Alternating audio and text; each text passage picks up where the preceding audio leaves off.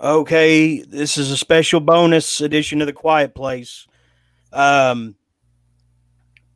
we're still recovering from our 8 hour adventure Sunday night, and with an important word from author and pastor Jim Wilhelmsen. Is that right, Zach? Yeah, I believe that's how you pronounce his last He, name. but I mean, he's an author and a pastor. Yep, and a biker, former biker, I guess. Former. Also, some kind of military. He did some kind of military thing. I think he called it Delta Force. He's done all kinds of things. He might be That the sounds single. pretty intimidating. Hey, Gregor, I wasn't expecting to see you this early, but glad to have you. What do you think about all this? Think about what exactly? I mean, the fact that we have this guest on, or that I mean, I might have missed something. That about what Zach didn't tell you. No. I mean, I know that we've got a guest, but I mean, has something changed, or is he still showing up? Well, basically, the guy thinks that we're in the end times from a spiritual perspective, which is bleak, a little depressing. I would like a little more encouragement, Right. even as a Christian, with the idea that Christ is coming back. I would rather have encouragement that we are going to get back to normal, you know. But Right. So, okay, I thought you meant that, what I think about it, I thought you meant he wasn't showing up after all, or something to that effect. So, but he is on board, coming on. yeah, Yeah. as soon as Zach walks him through the entry process, I so, got you. um, No, it sounds intriguing. I'd like to hear what he has to say. I was especially intrigued about something that Zach posted somewhere about Nephilim coming back, or something to that effect too. So, oh shit, you mean like Yeah, he's fallen angels? He thinks fallen. yeah, or the giants or whatnot. yeah, the Nephilim were basically like the offspring between the fallen angels and humans that produce giants. If I'm understanding correctly, and if everything, because there are a lot of interpretations of it, so I want to get his take on that, because a lot of this stuff, most of it's in Genesis, but a lot of like the things that explain it come from an apocrypha book called Enoch, which I'm sure Yes. you're familiar with. That So- that was not included in the canon, the biblical canon, right? Yeah, and apparently that's the cause of a lot of debate. So we'll get his take on all that, because it's very confusing if you want to be biblically accurate. Because from what I've gathered, the book of Enoch doesn't really contradict a lot of things in the Bible until it gets into parts about salvation, which are those parts are definitely way different from the Bible. But as far as aspects relating to the nature of the Nephilim, fallen angels, etc., some people says it goes hand in hand with the Bible. Other people say that if you read the Bible just by itself, it's a different picture. So it's very confusing. If these Nephilim exist, and they're products of both humans and fallen angels, then I mean, they can't by their very nature, be evil. Some of them must be good, right? Because I mean, they can't help who their parents were any more than anyone else can, right? Or are they Well, inherently evil? from what I've understood, they're inherently evil because they're kind of like an abomination. They don't really work off a human framework. Okay. And apparently, I'm pretty sure their nature is inherently evil, and they were the cause for the flood. Oh, I see. Yeah. But then again, if you read Genesis without the interpretation of Enoch, it's a little different, because you're not entirely sure if they are the products of fallen angels. Like, there's a lot of debate on just what certain key phrases mean. And if they mean something contradictory to Enoch, then it's a completely different picture. Another point of contention I have with some of what Wilhelmsen gets into, and there's not a lot, because I think he's really on point with a lot of stuff, is that it seems to be pretty clear that after the flood, the fallen angels or whatever are cast into hell, and the Nephilim are basically all dead. Hmm. There doesn't seem to be anything that points to them making some kind of return. However, some people will take these certain key passages in the Bible, and I'm not just going to flat out say misinterpret them because I'm, of course, not a Bible expert. Yeah.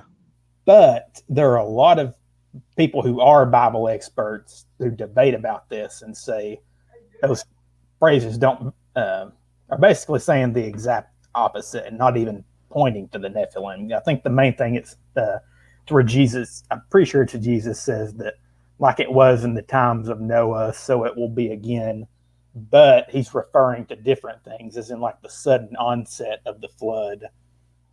You know, when it comes to the flood, I wonder what was it about Noah and his family that made him worthy of saving and everyone else not?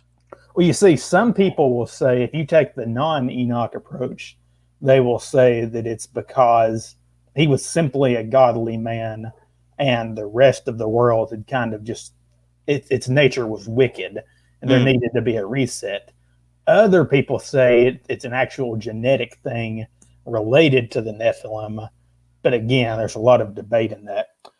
When should I send him the link? Are you all ready now? Whenever you want to. Go ahead. Okay. So I mean, it would seem like that the descendants of the Nephilim would still have to be around today, right? Or they theoretically could be, right? Well, see, from what I've read and what I've read of other people interpreting, it's pretty clear in my view that they're not, because the flood basically killed everyone except Noah and his descendants. And some people say that the whole reason they were, I guess, the chosen ones to survive the flood was that they weren't infected with this kind of abomination type bloodline. Ah, okay. Oh, yeah. I guess that makes sense. Right. Yeah. Yeah, a lot of people debate on it endlessly, and it's really hard for me to go all for it because I have a hard time accepting something that's for some reason not been considered canon. But some people say that parts of it go along with scripture, other parts don't. But to me, it's just a very hard thing I almost just don't want to think about it because it seems like you kind of have to make a bet on whether you're completely right or completely wrong. Okay, well, maybe our guest here can elucidate a little bit. Thanks for joining us, Jim. I know Zach's been trying to get you on here for a long time. Did you say you've read Beyond Science Fiction, Zach? Yeah, I love that book. Okay, and so Jim, first, tell everybody what are you a pastor? Yes, I am. Yes. Okay, and sometimes author. Have you written other things? I'm in the process of writing another one. It's more of an autobiography, but I'll be doing that since I'm locked up and not going anywhere. Got plenty of time to. Most of it's already written, but yeah, I've been doing this for. Well, I wrote my book 24 years ago. And this was a time when some of the topics we're going to be discussing tonight were never even heard or understood by anyone. I had a good reputation in my local area because I pioneered one of the first Christian motorcycle clubs, Christian motorcycle ministries. And but when I got into this, that really kind of, everybody thought I went off to La La Land or something. And now, after 24 years, the things that were so strange before are a new sense of credibility for me, because everything that I've written so far has come to pass exactly the way I said they would. And so it has built-in credibility. I mean, I was presenting ideas and concepts that were so strange that now they become almost mainstream. I mean, everybody's familiar with them because you can't turn on Ancient Aliens or a lot of other programs without hearing and discussing some of it, even creeping into mainstream Christianity, where they're beginning to be familiar with what really happened before the flood in Genesis 6 and whatnot. These things were totally unknown when I first wrote my book. You see, you say mainstream Christianity, and that's one thing I really would like for you to clear up, because I've talked to a lot of people in various churches. Some of them are like, I've had a mix. Some of them outright dismiss Enoch, and say it was rejected for a reason, while other people kind of take, and I don't want to say a more nuanced approach because I don't really know if I want to give it that much credibility because I'm not, my mind myself, I'm not decided yet.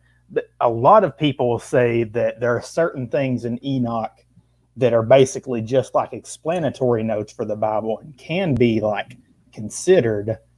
What would you say to that? Would you say it's a full-on reject, full-on accept, or somewhere in the middle?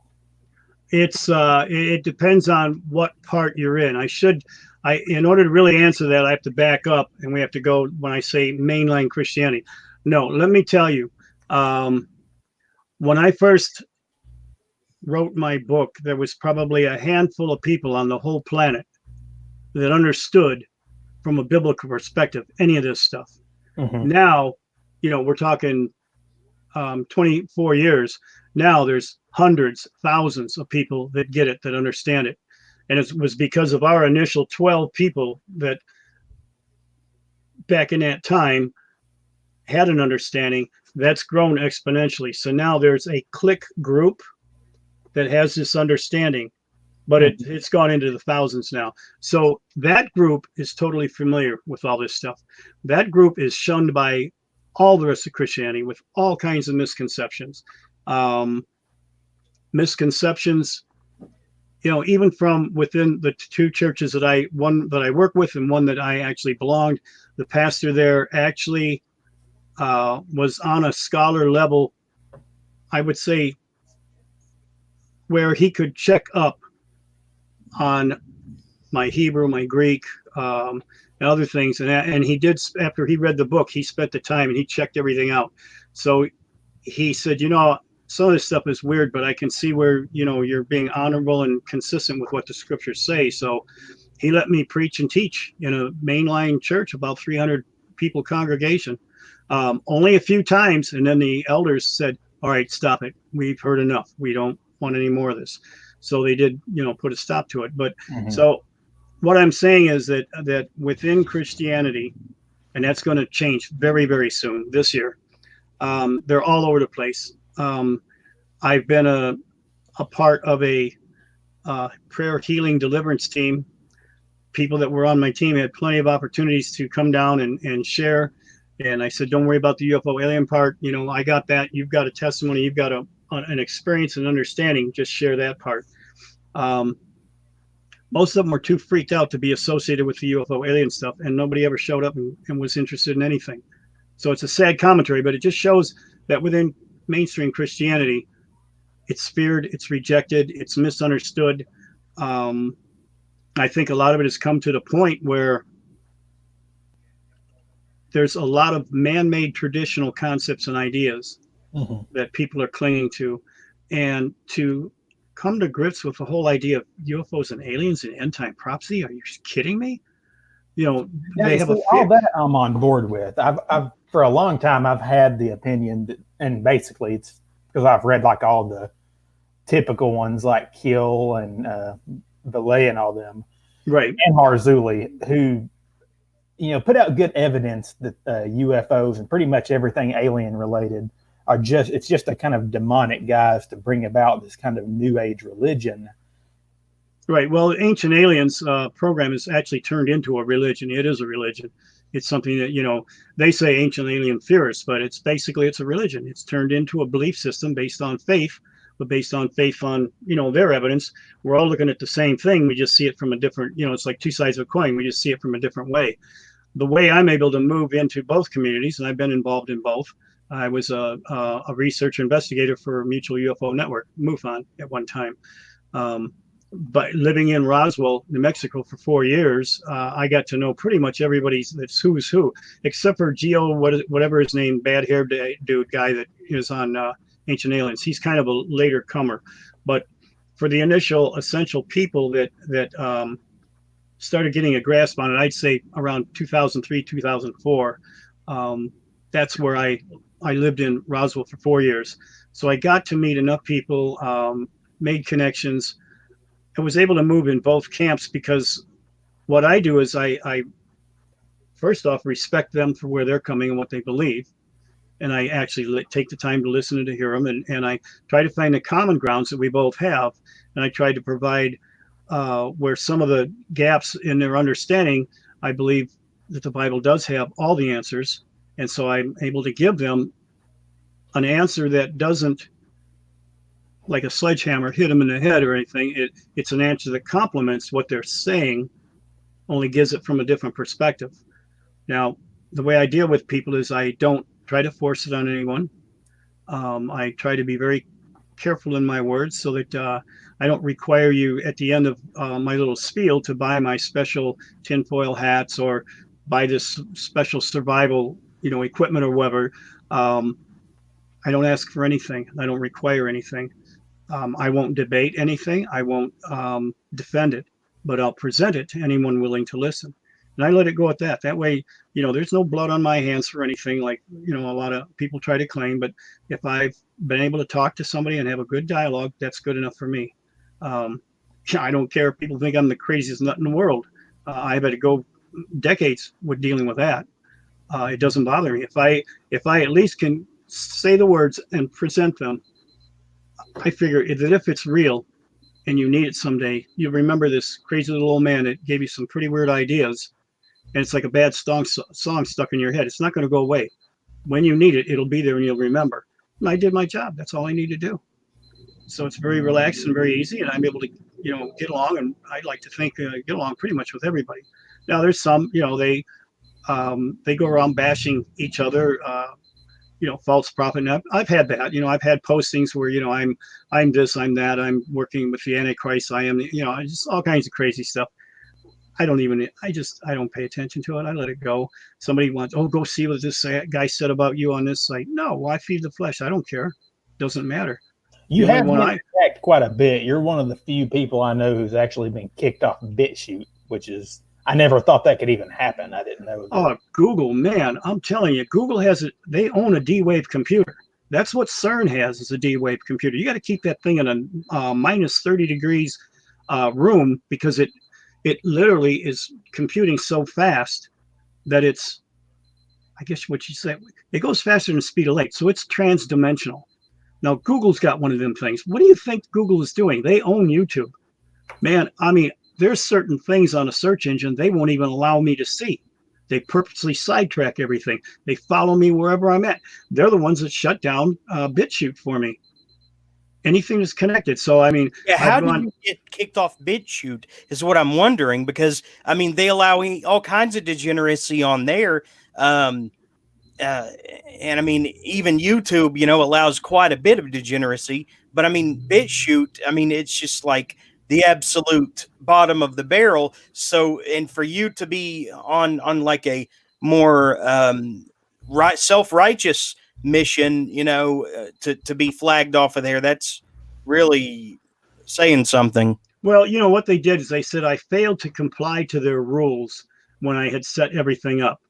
So I said, well, what is it? I'll just redo it then. I got no problem. If you want something changed, I can do that. If you want to eliminate some of the videos, you think they're too controversial, I can do that. And they said, no, we agree that some of this is inappropriate for our audience, and we can't promote this. Okay, and so what are you going to? That was on BitChute, you say? Yeah. Yeah. I mean, they're not going to. Obviously, they're not going to put themselves in a position where they could be sued for, discrimination of conservatives or Christians or anything like that. So they're going to make up some kind of a procedural thing that I failed to do and then stick to it. That's pretty much what YouTube did in the beginning. They had a problem with some of my videos. All of the videos they had a problem with were associated with two things: Adolf Hitler and time travel. And the fact that I say that he died according to the scriptures in Nazi Germany on April 30th. He did not escape into the Argentina or South America. His body did, but he didn't. He died according to scriptures, and I show all the scriptures to prove that. Wait. So you're saying you're in line with the official story that Hitler committed suicide in Berlin? Is that what you're saying? Absolutely, according to Daniel 11th chapter. Well, now why is that controversial? Why? Because they don't want you to know who he really is.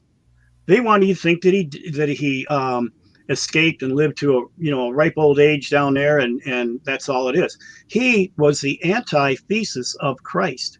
He had 10 people surrounded by him. One betrayed him. One was replaced. He had talked about 1,000-year Reich. Jesus talked about 1,000-year reign. He had John the Baptist introduce him to the world.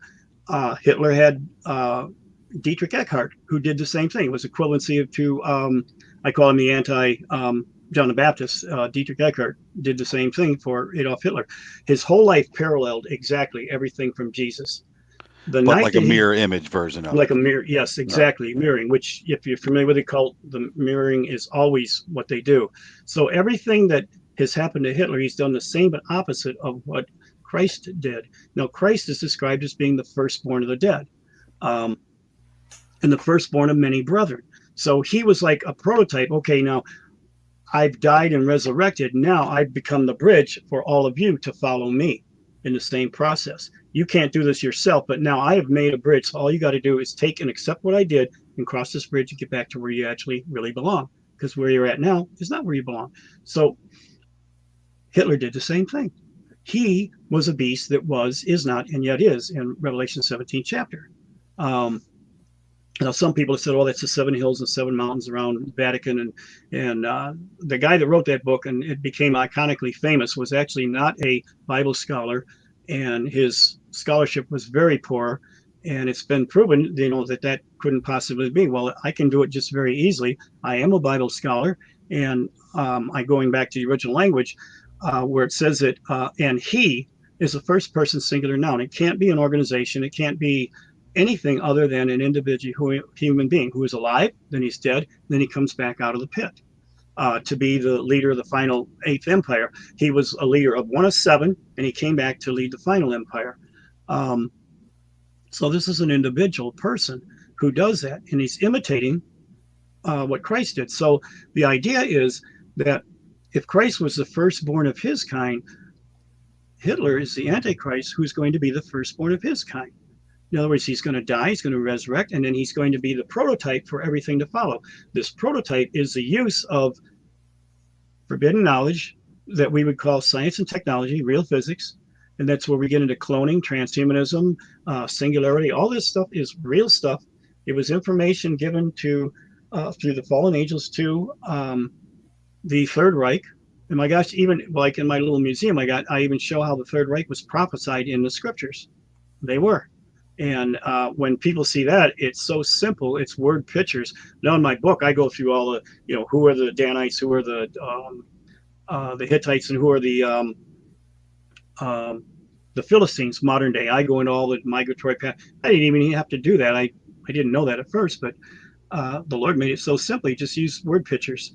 And so essentially one scripture says that when you see the eagle and the swastika come together, then within that empire, these are the things that are going to happen. Well, what does an eagle and a swastika on below it look like? It's a Third Reich. And then it's very specific in many scriptures that describe that this activity would be going on. They would actually manipulate space and time. They would have a space program that they were planning on using, and they would literally be looking or digging into hell. And their whole idea of the hollow earth, this is what they were following, because they believed they were a pure race that lived there, that according to the anti-Moses, Helena Blavatsky wrote about this back in the 1890s.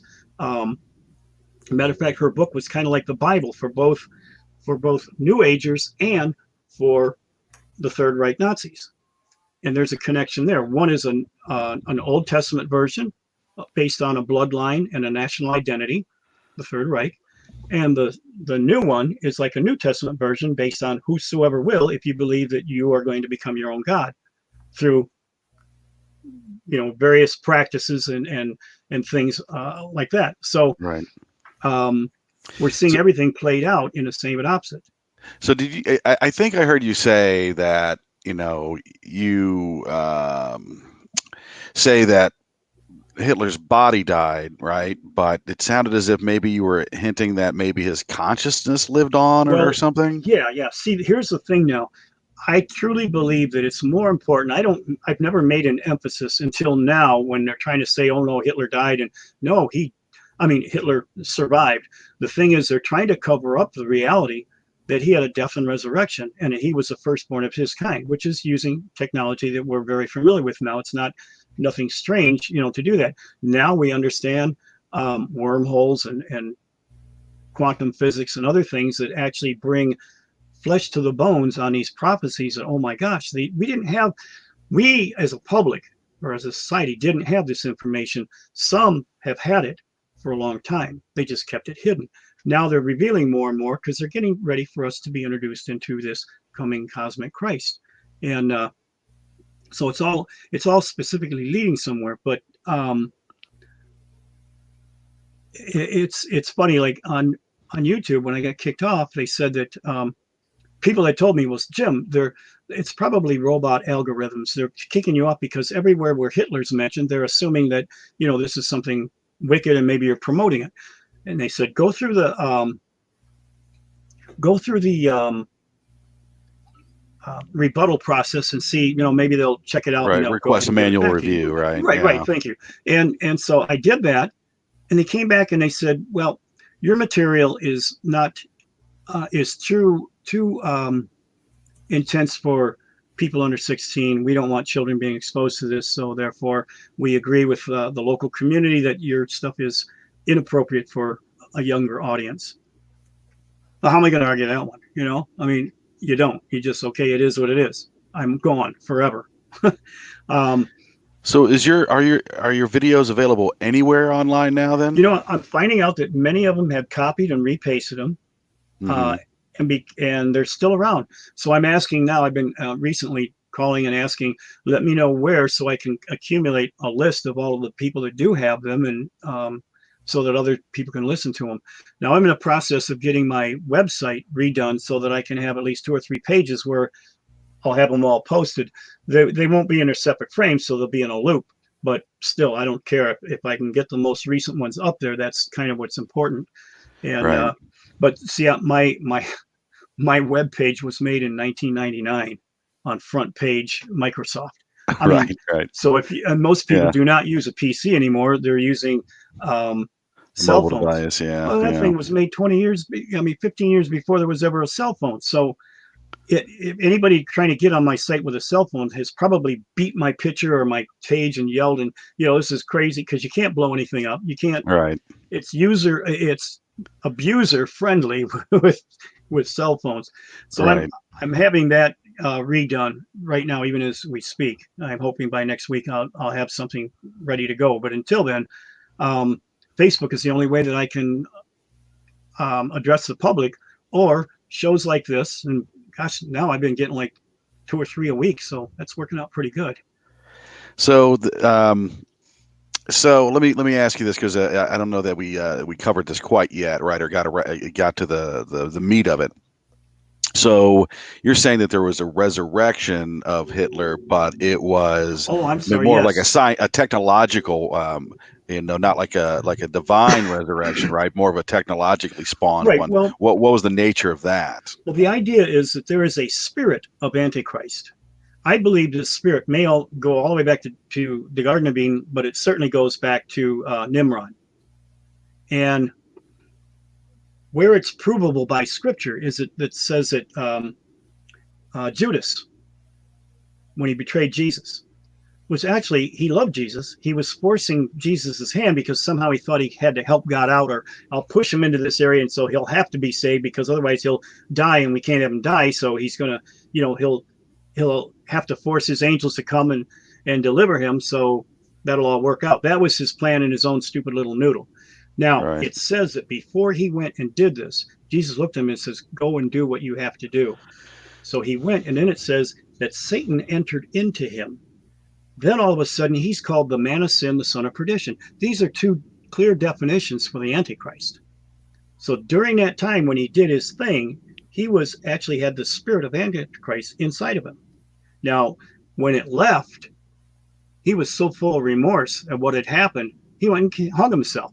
He didn't do it because, 30 pieces of silver or anything. 30 was symbolic of a change of heart and redemption. He realized, oh my gosh, I goofed up and I killed the person that I love. and he was so full of remorse he went and killed himself over it. Right. So, this spirit has existed, I think, in a human host all throughout human history. This is why so many godly people and scholars and others have said, oh, Nero was the Antichrist, Napoleon was the Antichrist, and all these other individuals. Well, you know what? You're all right, guys. You're all part right. You're all part wrong. All of them were throughout the whole entire succession of the human race. But one of them would come back twice, just like Jesus did. So it's sort of like a Dalai Lama type of thing, right? Where it's the Antichrist consciousness moves from physical host to physical host over time. Right, in a sense, yeah, like that. And that even scares a lot of Christians with that idea because they're thinking it's too close to, the idea of reincarnation or something. Well, I hate to say it, but it comes down to silicone-based or carbon-based people. If you're a carbon-based person, you're his. If you're a silicone-based person, you're a part of a computer program. And now that we understand the two-slit experiment of quantum physics, makes all the sense in the world. They have their own physics applied to silicone, and we have our own physics applied to carbon. Because the silicone is what? It's a basic part of a computer program. It's a sentient being computer program, but it's part of a computer program. The biggest finding that they concluded, all of them with the different theories, whether it be the pilot wave theory or whether it be what's the name of it? The Copenhagen theory. There's one theory that most theoretical physicists adhere to. According to what I see in the scriptures, that's wrong. The pilot wave theory is right. But anyways, what they've proven is, oh my gosh, we're actually living in a computer model. So, wow, who's running the computer? Well, I can tell you, it was Satan. Because there was a day when Jesus was fasting 40 days and 40 nights out in the wilderness, and Satan came to him and said, hey, if you'll bow down and worship me, I'll give you all these kingdoms of the world. He was talking to this Pinocchio world that's not real and wants to be real. So he did have authority. He had authority over this realm and his present kingdoms of the world. But what he doesn't realize, it was on loan to him. All things were created by Christ, and nothing was created that wasn't created by him. So he created two different dimensions. He created the perfect one that he dwells in, and then he created this other one that he allowed Satan to be a partaker, an active part of, but he still essentially created it in a sense by extension. He let him go ahead and make a mockery of everything. So what we're living in is a mockery of what is actually real. We're like living on a train model. We have all the evidence of things being possibly very, very old, but actually they come down to about 6,500 years. We're living on a train model. If you picked it up, you find out there's no roots, there's no this or that. It's all just a fake world wanting to be real. That's why they have to confess things before they do it, just as the Lord spoke existence into the world and created a world out of nothing. They can't create out of nothing, but they can take what they do have and duplicate and imitate and copy everything. That's why they sometimes at times. So that's the explanation to the power of the predictive programming type of thing, right? Absolutely. I Yes. see. Okay. Absolutely. So that's I've never heard that explanation before. That the idea is that it's a mockery of logos, essentially, right? The word, Yeah. the creation via the word, right? So, but see, he's got to imitate not only the logos, but he's got to imitate the Rima. So that's where the thing is. The reinforcement, the confession afterwards. Okay, so if you're following just that, you're going to eventually not know whether you're coming or going, because some of the things that are being proclaimed are the proclamation, the initial proclamation, the first thing that's spoken out to speak it into existence. But then they have to reaffirm it. They have to have an affirmation of what they just spoke. So they'll do that also. So if you're just following this pattern, you don't know whether you're coming or going. You don't know whether this is something that was just spoke out or is this an affirmation. So it can get people very, very confused. The idea, though, once they understand quantum physics and the way the Lord showed me, was the two quarks, the smallest little particles that go through the slots. Sometimes one goes to both. Sometimes, it's just all kinds of crazy stuff. But once they go through, the first one that goes through ends up, whenever it's measured or looked at, it's like a photo snap. So if there's people that know when to look and what they want out of history, and it goes through, when they know and measure it or look at it, then it becomes the canvas that writes history on the canvas. Now, I think it's more than a coincidence that the two secret societies that claim to have this kind of secret information are the Masons, which measure, and the Illuminati with the all-seeing eye. No coincidence. That just explains what this Pinocchio world is all about. So these two secret societies do have an understanding, and always have, going probably back through all human history. Now, the thing is, there's what's called quantum entanglement. The first one's spoken out, like the Lord showed me. Okay, you got the two trees in the Garden of Eden, Jim. These two trees, actually represent two different portals to two different dimensions. And we're living in a parallel alter dimension that should have never been. But the tree of life have to pass death in order to get to life. This is the whole idea, not a real death, but a spiritual death of surrendering to what God has accomplished, so that you take that bridge and go back to where you actually belong. It's got nothing to do with your good works or how nice you are or anything. It's just recognizing, oh my gosh, you're the life jacket. You're the bridge from getting out of this bozo world back to where I really belong. You know what? I slept there, Lord. I'll take it. And you just go across the bridge. So works do not determine where you end up in the afterlife. Absolutely. Now, but if you truly have faith, you're going to want to be in conformity to what God wants to do. But it's an individual work of art. He works on you different than he would work on me or anyone else. It's a personal relationship. So the Bible has clear instruction on that. We are to treat each other with respect and love, and treat each other like part of a family. And even if you come from a dysfunctional family, it doesn't matter. There's enough guidelines in the book to know how you treat family.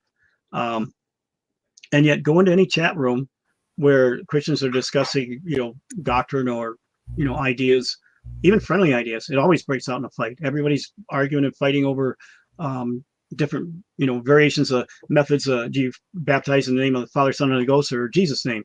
Well, when I was pastoring a literal church, when I had the biker church, we covered all bases, man. We said, we'll baptize in the name of the Father, Son, and Holy Ghost in Jesus' name. Good. Now all bases are covered. Now shut your pie hole and everybody's good.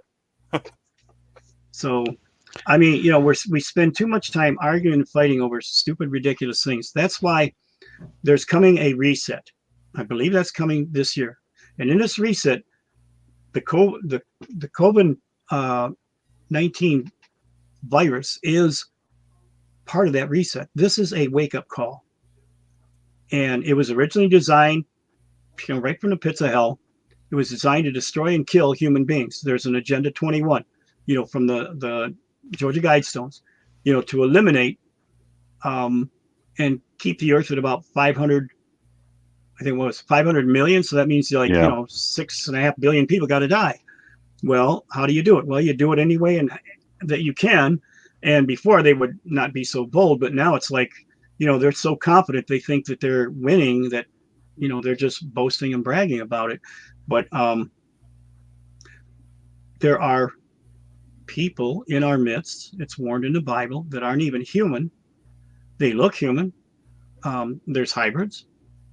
I think some of the hybrids, I'm not God, so it's like, instead of kill them all and let God sort them out, it's like pray for them all and let God sort them out. But as far as the fallen angels, there's no redemption for them. They're evil and wicked, and they're here in our midst, looking just like us, and steering us toward a one world government, one world religion, one world monetary system. They're doing it because, the Bible describes us as being sheep. Now, sheep, if you don't know, they're so stupid they'll fall off a cliff to their own death, not even knowing where they're going. That's why the shepherd has this big hook, and he grabs them and pulls them away before they hurt themselves. This is what God's trying to do to all of us. The COVID virus is there to be our wake-up call. What it was really designed for by the elite was to destroy us by getting us fearful, by getting us angry, by fighting, looting, robbing, killing, destroying, and just going nuts. And what's happening all over the world? People are acting like one big giant family.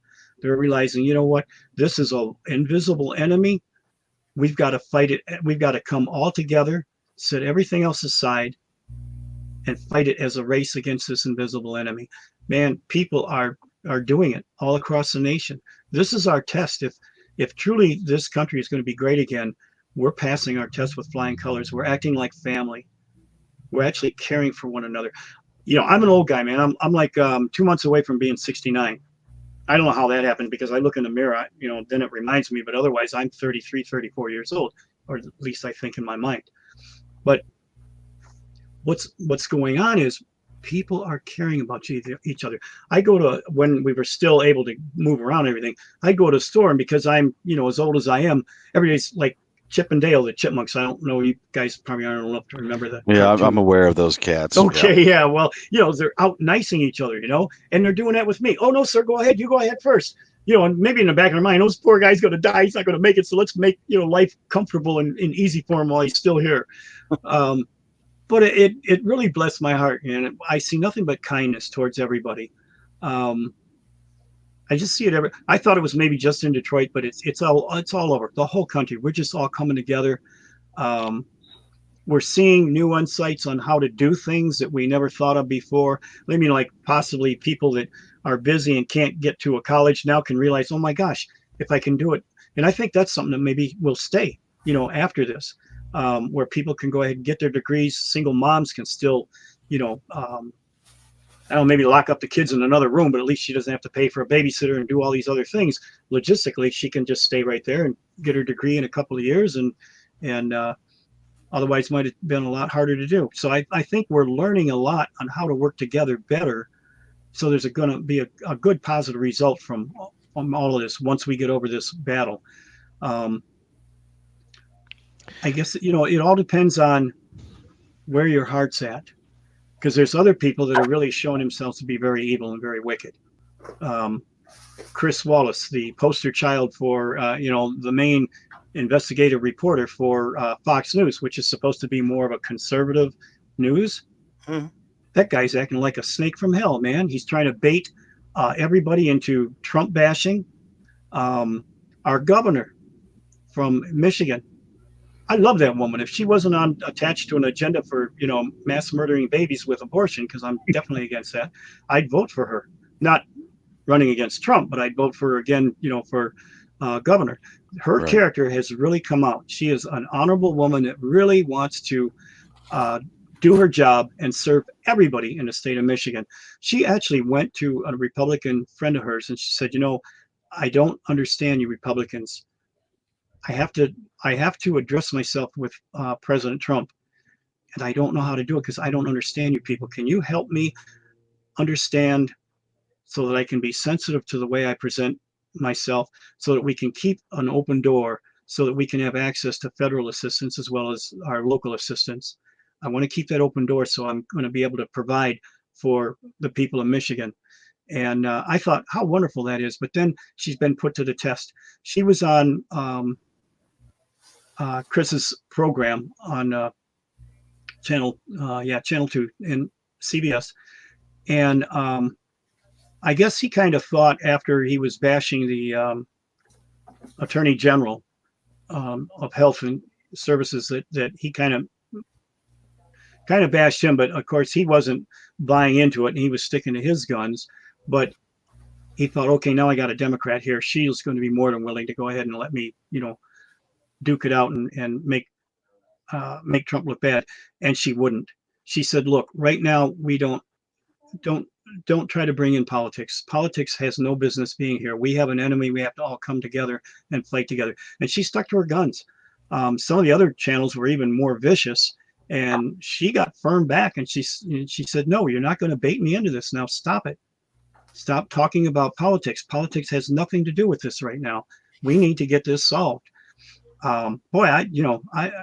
So some characters are being shown as, really positive, and then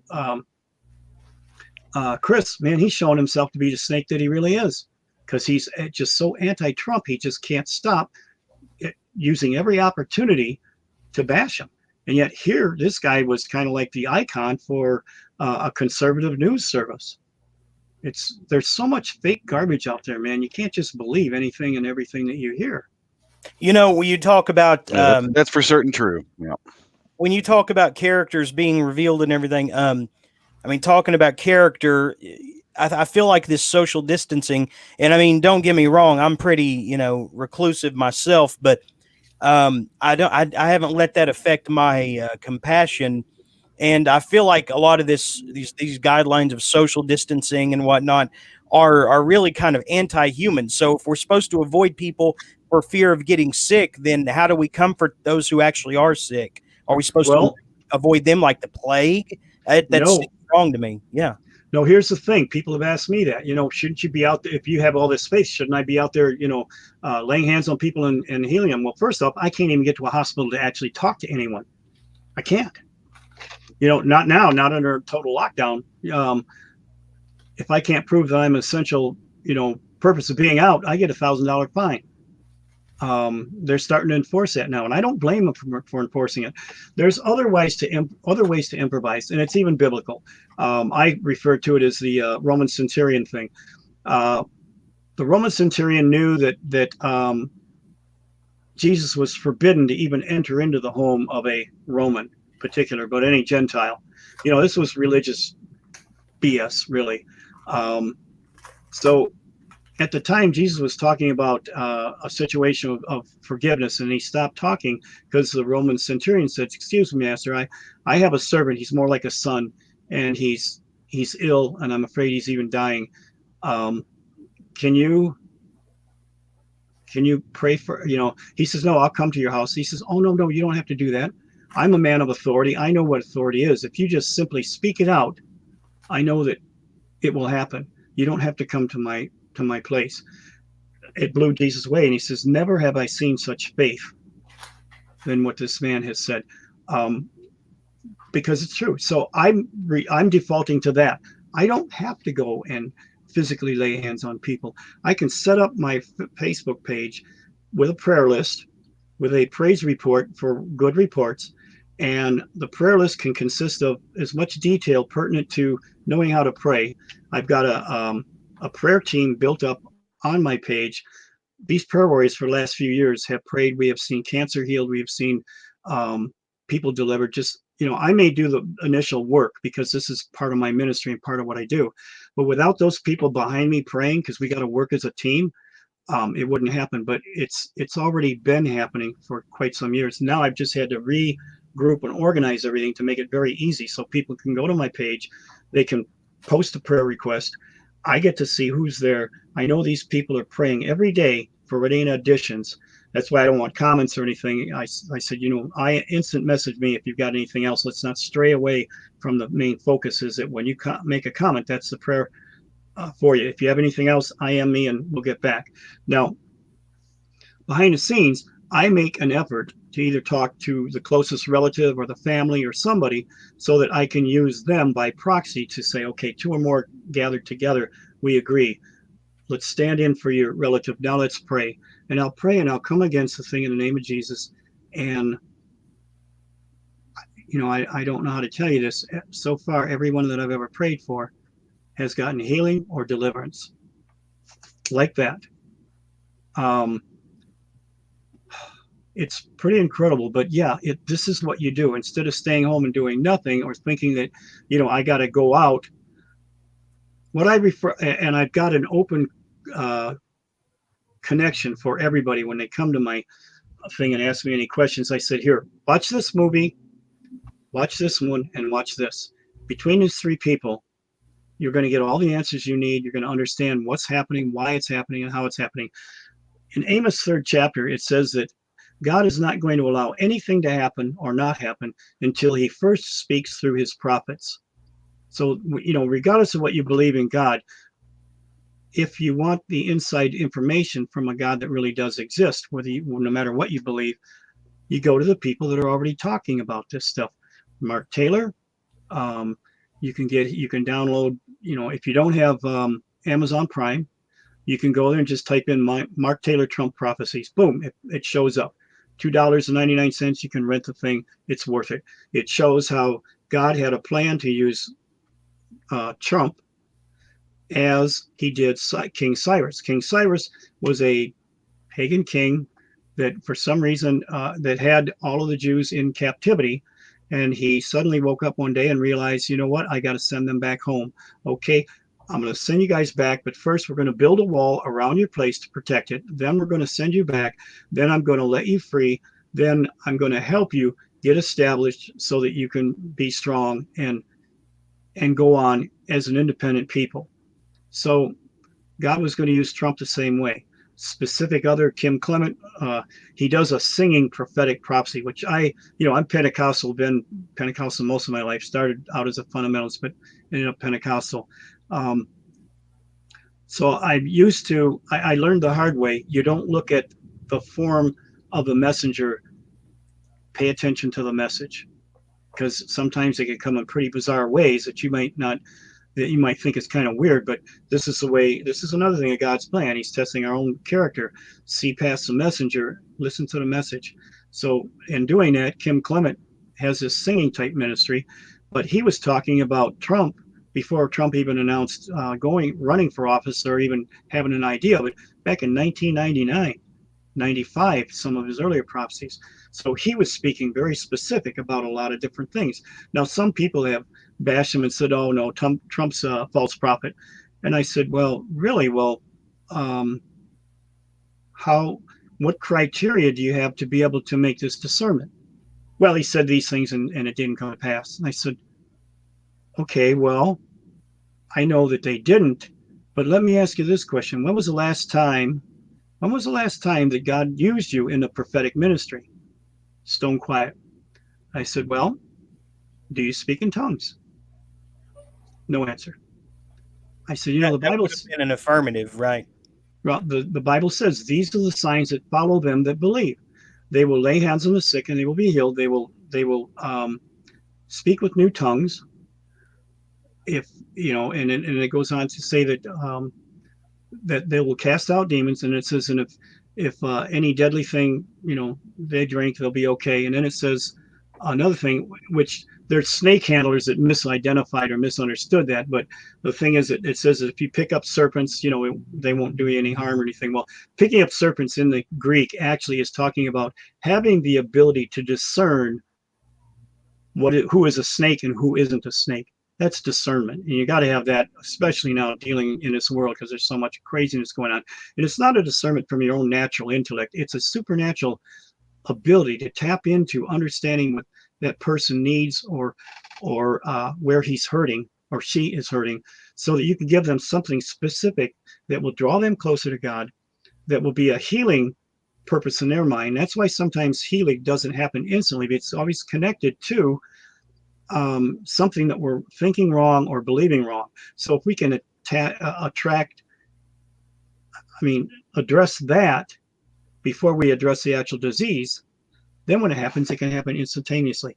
This is what I do 24/7. I do this 4 or 5 times a night with appointments. Whenever I get the opportunity, I may have to leave right now. If I get a phone call and it's somebody that's dying of COVID-19 in a hospital, I'm going to pray for them right then and there.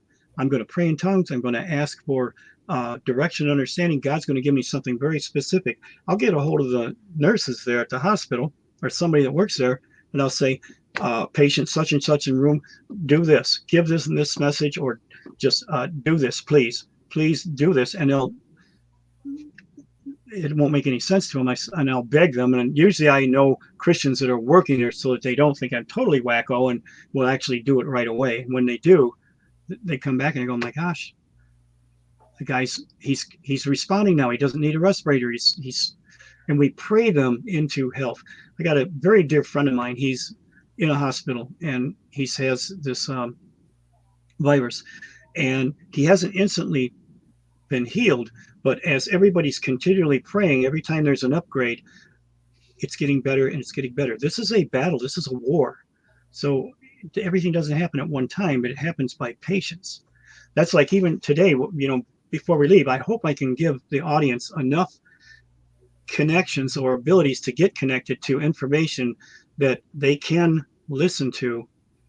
And it's a thing in nature. I've seen a meme there, but I knew this from being a geek way back when I was a kid. If you ever seen a butterfly struggle to get out of a cocoon, I did this as a kid. I thought I was going to help the butterfly, so I cut it open and I let the butterfly go. He spread out his wings, fell right down to the ground and died. Oh, I'm going, whoa. And years later, I come to find out that that butterfly had to go through the difficulties, because as he was going through the difficulties, it was conditioning his metabolism, secretions, muscles that were going to be used now to fly with wings. But everything had to be adjusted and right so that he could fly. So if you don't do anything, you let them go through that, they spread their wings, and the next thing you know, boom, they're flying for the rest of their short-lived life. So sometimes we go through things. Sometimes it's not an instant process. There's a transition that has to take place so that we're prepared and ready in God's time to receive everything that he has for us. So sometimes we have to go through struggles.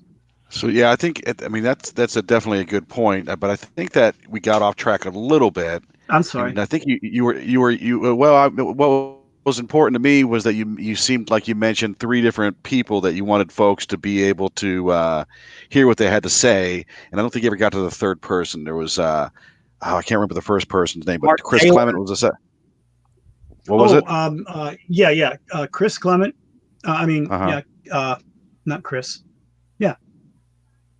Chris Clement. The other one was Kim Clement. Yeah, Kim Clement. I knew Chris was wrong. Kim Clement. The other one, Mark Taylor, and the other one, David Wilkerson. Now, David Wilkerson has a lot of stuff. His prophecies have been 100% accurate all throughout his life. He's probably one of the most accurate. Now, theologically, I don't agree with everything with him, but he's a wonderful man of God. I don't have to agree on some of the other stuff, procedures and stuff like that. That's religious stuff. It doesn't matter. But the man was probably the most accurate prophet of the 20th century. He died a few years back, head-on collision on a bridge, and his last sermon was called Call to Anguish. Boy, he knows how prophetic that was now. He was talking about our time. He was saying that we need to be called to anguish. We need to be broken by where this world's at, by what's going on. That sermon is short, but it's powerful. I wish everybody could hear that, no matter what your belief is. It is a call. It's basically a call to realize that there's more for all of us. If we would just be broken enough to let down our pride, our intellect, and allow ourselves to see a need for something bigger than ourselves, God. Now he's saying, he's very specific. He's not shy about that. It's Jesus. I used to go on years ago, I used to go on a lecture tour to a lot of the big seminars and everything. And everybody keep coming up to me and they'd say, Jim, you get too preachy at the end. You can't do that. We want people to come back to next year and they're going to be offended by what you said. Right away, I'm thinking of the scriptures. And so I'm not ashamed of the gospel of Jesus Christ, because the power of God to everyone that believes, and I'm thinking, and I told him, I said, well, listen, let me ask you this. If I'm going to spend 45 minutes literally scaring the hell out of these people, telling them all this overwhelming conspiracies and how these things are taken and how these things are happening, and you're not going to give me the chance to tell them the only way out of this is having a relationship, not a religion, but a relationship with Jesus Christ, and you're not going to let me tell them that? I said, then what is this? Just an intellectual exercise? Eat, sleep, and then die and go to hell? No, I'm not going to do that. If that's what you want me to do, don't invite me to come anymore, because I'm not going to play intellectual games. There's a battle here that's on a spiritual level that I'm quite familiar with, that apparently you don't totally see.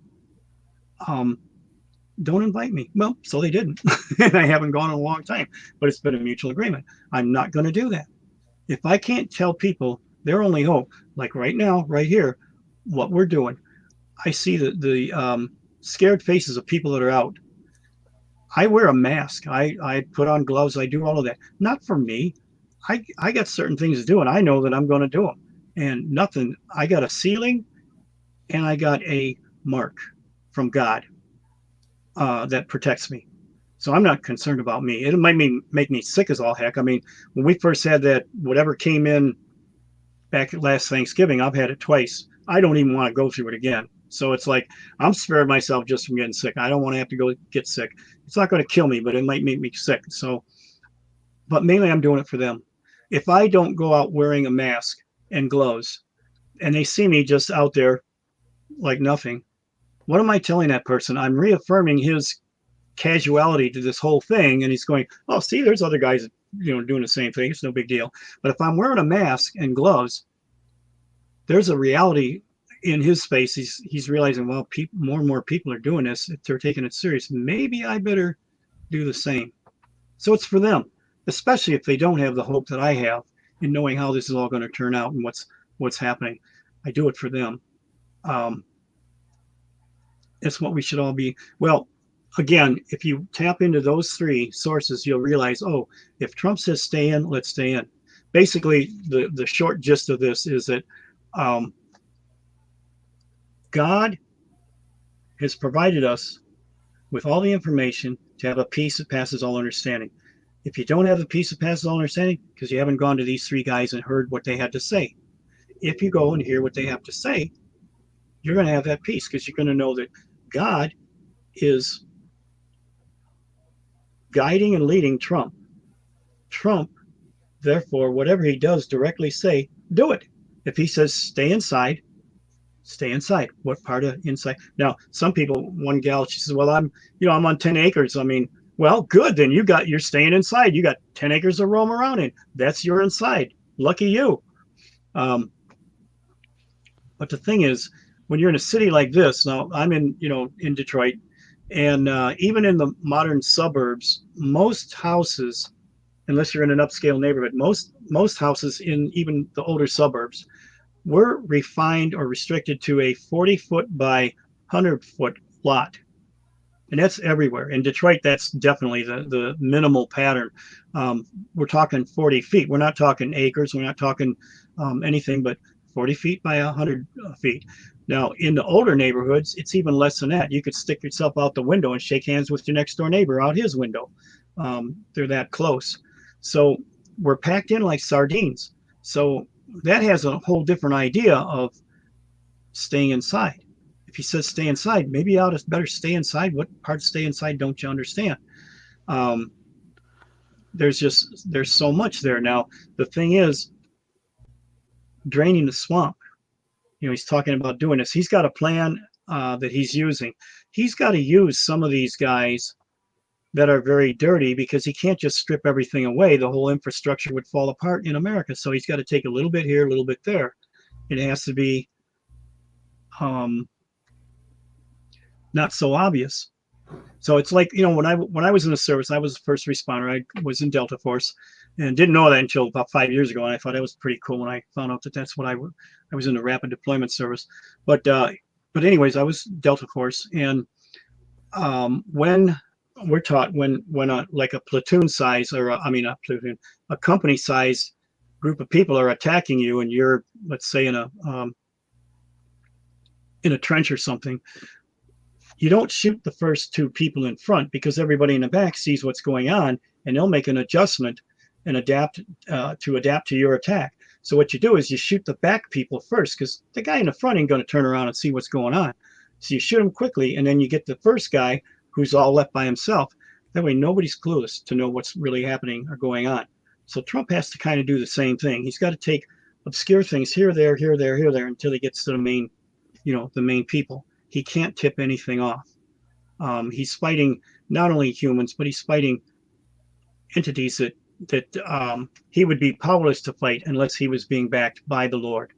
That was one of Kim Cummock's prophecies. He says, man, this thing, when it happens, it's going to be so complex, so unique, so perfect, that everybody's going to know that no man on his own could possibly put this together, that God himself had to orchestrate all of this. So we're living in, for me, very exciting times. So I hate to say it, I know this thing is not anything to laugh at, but I think a lot less people are going to die than what was anticipated. This thing can blow over rather quick if everybody just stays inside and weathers it out. We might have to weather it out for a while, but it's like people are so undisciplined. they're locked up and they're going, oh, what we're going to do now. I realize, my youngest son, he's got 4 kids, a stay-at-home wife. How do you keep 4 kids busy? Well, they're finding out more and more ways. They're going back to old-fashioned board games and having more dialogue and having more stuff to share with the kids. So that's a good thing. But it can happen. It's not going to be like you're going to live like a prisoner for the rest of your life, but just tough it out. People don't know how to tough anything out anymore, especially the younger generation. God, they grew up with a smartphone. They didn't grow up with trying to be innovative or creative or actually going out and doing things. They can do everything. Just ask Siri or ask, what's the other gal's name from Amazon? Alexa. Alexa, yeah. And they get an instant answer. Well, the thing is that just like that moth, we have to go through things so that we can be conditioned and ready for more. So even in research, if you want the quick gist of things and shortcuts, you're going to reap getting a shortcut. If you're somebody that just can't take no for an answer, you nag and nag and nag or keep asking until you get a logical sounding answer that makes sense or at least satisfies you.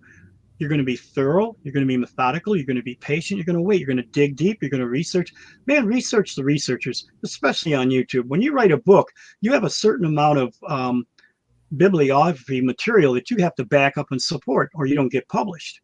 Now, on a YouTube video, you can be an articulate speaker, a good strategist, a charming personality, and you could be spinning out boy-buying excrement all over the place and just charming people into believing it. The flat earth is a perfect example. The flat earth. That's what I've talked to Jeremy about. He has this thing. He likes debates and argumentations that get heated because he thinks that that's like what real human interaction, like in a kind of argumentative mode, would be. But I always tell him the one who wins. Experience that it is. I mean, when you're in a legitimate disagreement with someone.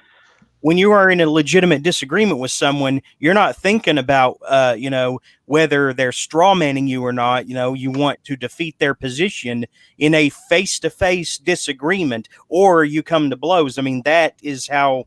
I mean, that's how it's always been. That doesn't mean that whoever is the strongest arguer is right. That's why I don't really watch too many YouTube debates. I mean, sometimes they're good, especially if they bring a dang bibliography with them, as I've seen some YouTubers do.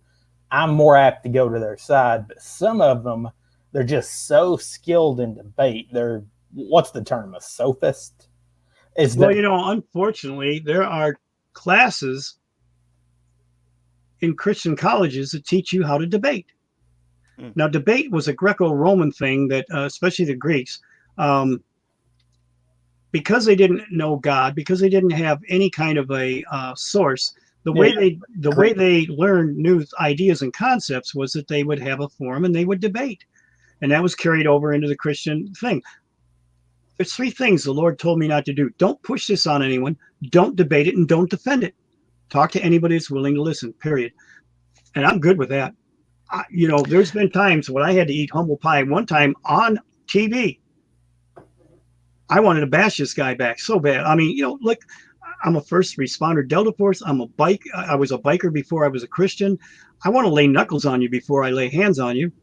In my flesh, it's not easy to have to do, but sometimes you can win a battle and lose a war. If I really care about that individual, I'm not going to let my behavior interfere with what God might potentially do in his life in the future. But if I come off and win this battle, I'm going to maybe lose the war for his soul. I got to be more considerate of him. The Bible says to, for a Christian anyway, to wear love and mercy around your neck like a necklace. That means no matter where I turn, no matter what I do, mercy and grace has to be a part of whatever I say, how I say it to others. So to get engaged in a debate to win, I don't need to win. I don't care if people think I'm the crazy fool. I've had so many people say, "Oh, you need to go to this site. This guy's telling you about this about you." I don't have to defend myself. I have heard from the Creator of all of Earth. He's got my back. I should be more concerned with the person who wants to be contentious and argue. That obviously you're on an intellectual trip. You got to win. You're losing. You're lost already from the start because you just don't even get the heart of what everything is. Love wins out of everything. So one time on TV, I had to This guy had a double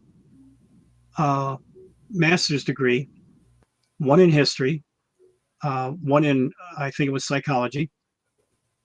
He was a great talker. And I was teaching on the technology of the Nazis and UFOs. And I was describing how, we fought 2 different separate wars on 5 different things, and we were able to overcome. No nation ever did that. But the technology was like a carrot baiting the rabbit. The United States was a hungry rabbit. They had a carrot, and we wanted to know more, and we were willing to sell ourselves out in order to get it. So he had made a comment about, well, why would the Japanese and the Germans have anything to do with each other about sharing their technology? I'm going, are you kidding me, dude? You got a master's degree and you don't even know what the Axis powers mean? You're dealing with UFOs and aliens. You don't understand what the occult term that means? That had nothing to do with alliances on an earthly plane. It had to do with a spiritual connection. They looked at the Japanese as spiritual Aryans because of their beliefs. They were highly joined together. They shared everything together. And I was getting ready to bash them on that. And then I heard an audible voice from the Lord saying, no, win the battle, lose the war. So publicly, I had to be willing to make look like a fool on television. And I did it because God says that he resists the pride and gives grace to the humble. Now, I need all the grace I can get because I make a lot of mistakes. I tend to be a donkey. Now, anymore, after 40 some years, the Lord will allow me to think like an idiot, but he doesn't let me act like an idiot. He always puts me in check before I get to do that. So in that situation, I had to think of the bigger picture, and I had to think of him. Had another situation. I'm 26 years old. I'm in charge of 50 people's lives. We had our clubhouse firebombed. I'm the head of a Christian motorcycle ministry.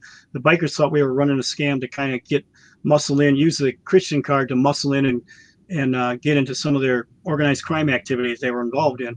Yeah, I remember this story from yesterday. It's and so, I mean, I didn't know what to do, man. I was scared. I went to the Lord and I prayed and I said, Lord, what am I going to do here? Now, during this, I fasted and prayed for a long time. I wanted an answer because whatever I said or didn't say could get these guys killed. So Lord gave me an answer. But in that answer, he did eventually give me an answer, but the most immediate thing I started getting visions of things that were going to happen 40 years later. I'm going, what the heck's that got to do with anything? And they were like snapshots. I knew what was going to happen, but I didn't know when or how they were going to interact with any other things. That was him making me dependent on him, not in knowing too much. We got a human weakness, man. We know everything. One person knows everything. It's going to go to their head and they're going to get weird.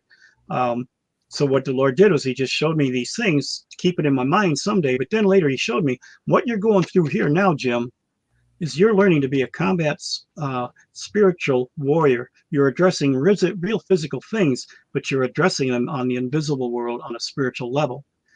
You're going to need this someday soon. Well, that day is what we're living in right now. So here I get an answer for that. Mark Taylor got his prophecies the same way. I was crying when I watched that movie because I could so identify with that because that is exactly, he was praying for something totally different. God showed him all this other stuff. And then he went back and showed him, this is how this relates to this. This is what you're going to do. So the same thing happened with me. Now, the thing is, old school biking, and we're talking, in back in the day, 60s or whatever, the common cultural thing for a bike club is if they have declared war on you, that means they see you on the streets. They're going to beat you to a pulp if they don't kill you, but they'll beat you to a pulp. They'll take your colors off your back, which is your club membership thing, and they hang them on their trophy wall, which is right behind the bar. They have this trophy wall, and they hang all the different clubs that they have had victory over.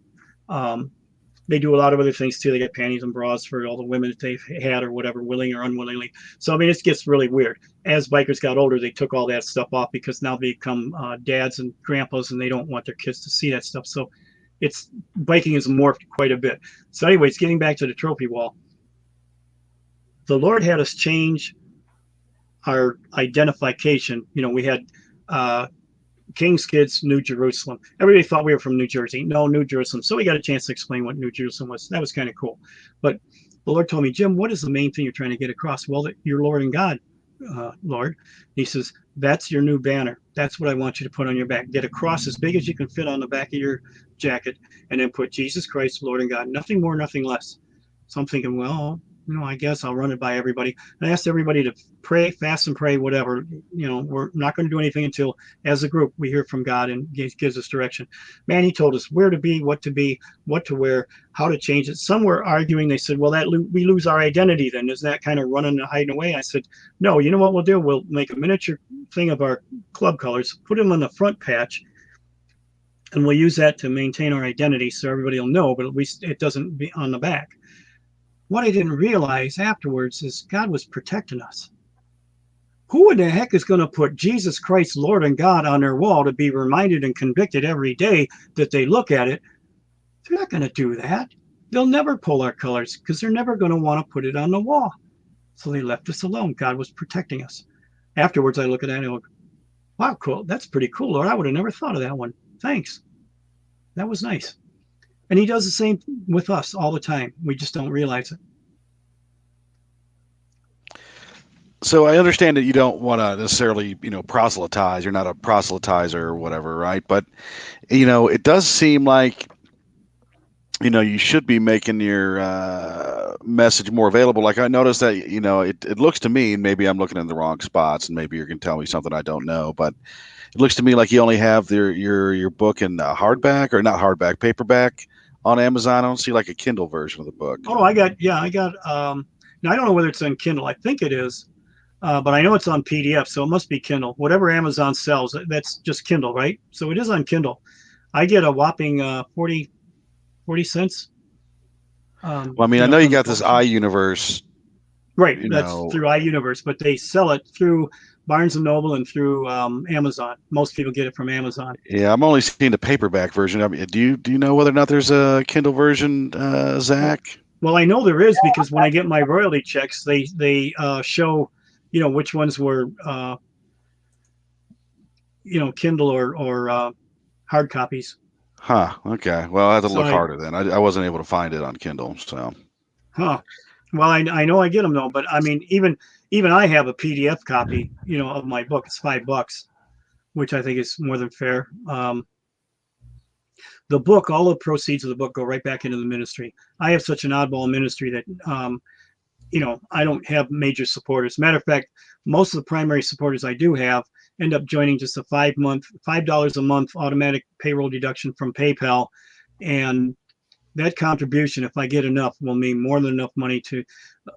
And what I do have now, I have some people that contribute quite a lot, and others that contribute much more than just $5. All of that adds up, and I've been able to upgrade my ministry in a better computer, better, software, better things in that way. But I put 100% of that back into the ministry. So I don't take it as a personal income or anything. I've got my retirement. That's all I need. And I've learned to live simple, but I've had to, because, what I once made in a month, what I once made in a week is what I get for a whole month. So I'm also very frugal, and I know how to pinch a penny and get the most for my buck. But everything I have, I put into ministry. I'm going back to, did I cover all three groups? Did I actually complete this now? The two groups are, yeah, I think I did. Did I, Greg? Oh, the three messengers you wanted folks to take a look at? Okay, yeah, I did. Okay, I did address it. Yeah. So, what I notice is that after people watch that, whether they agree or not, except for fundamentals that are having a problem with the limited edition gospel, they just write everything off because they don't speak in tongues. They're told that is ended for today. My gosh, some of them even say those that do that, these are the lying signs and wonders that, they're part of the end time deception. And I'm going, oh my gosh, I don't, my heart goes out to them. They think we're the bad guys, and we're not the bad guys. We're the good guys. But we even have a way of being able to work that out. Instead of getting all upset and wanting to argue out our differences, I say, what need do you have? What concerns you the most right now?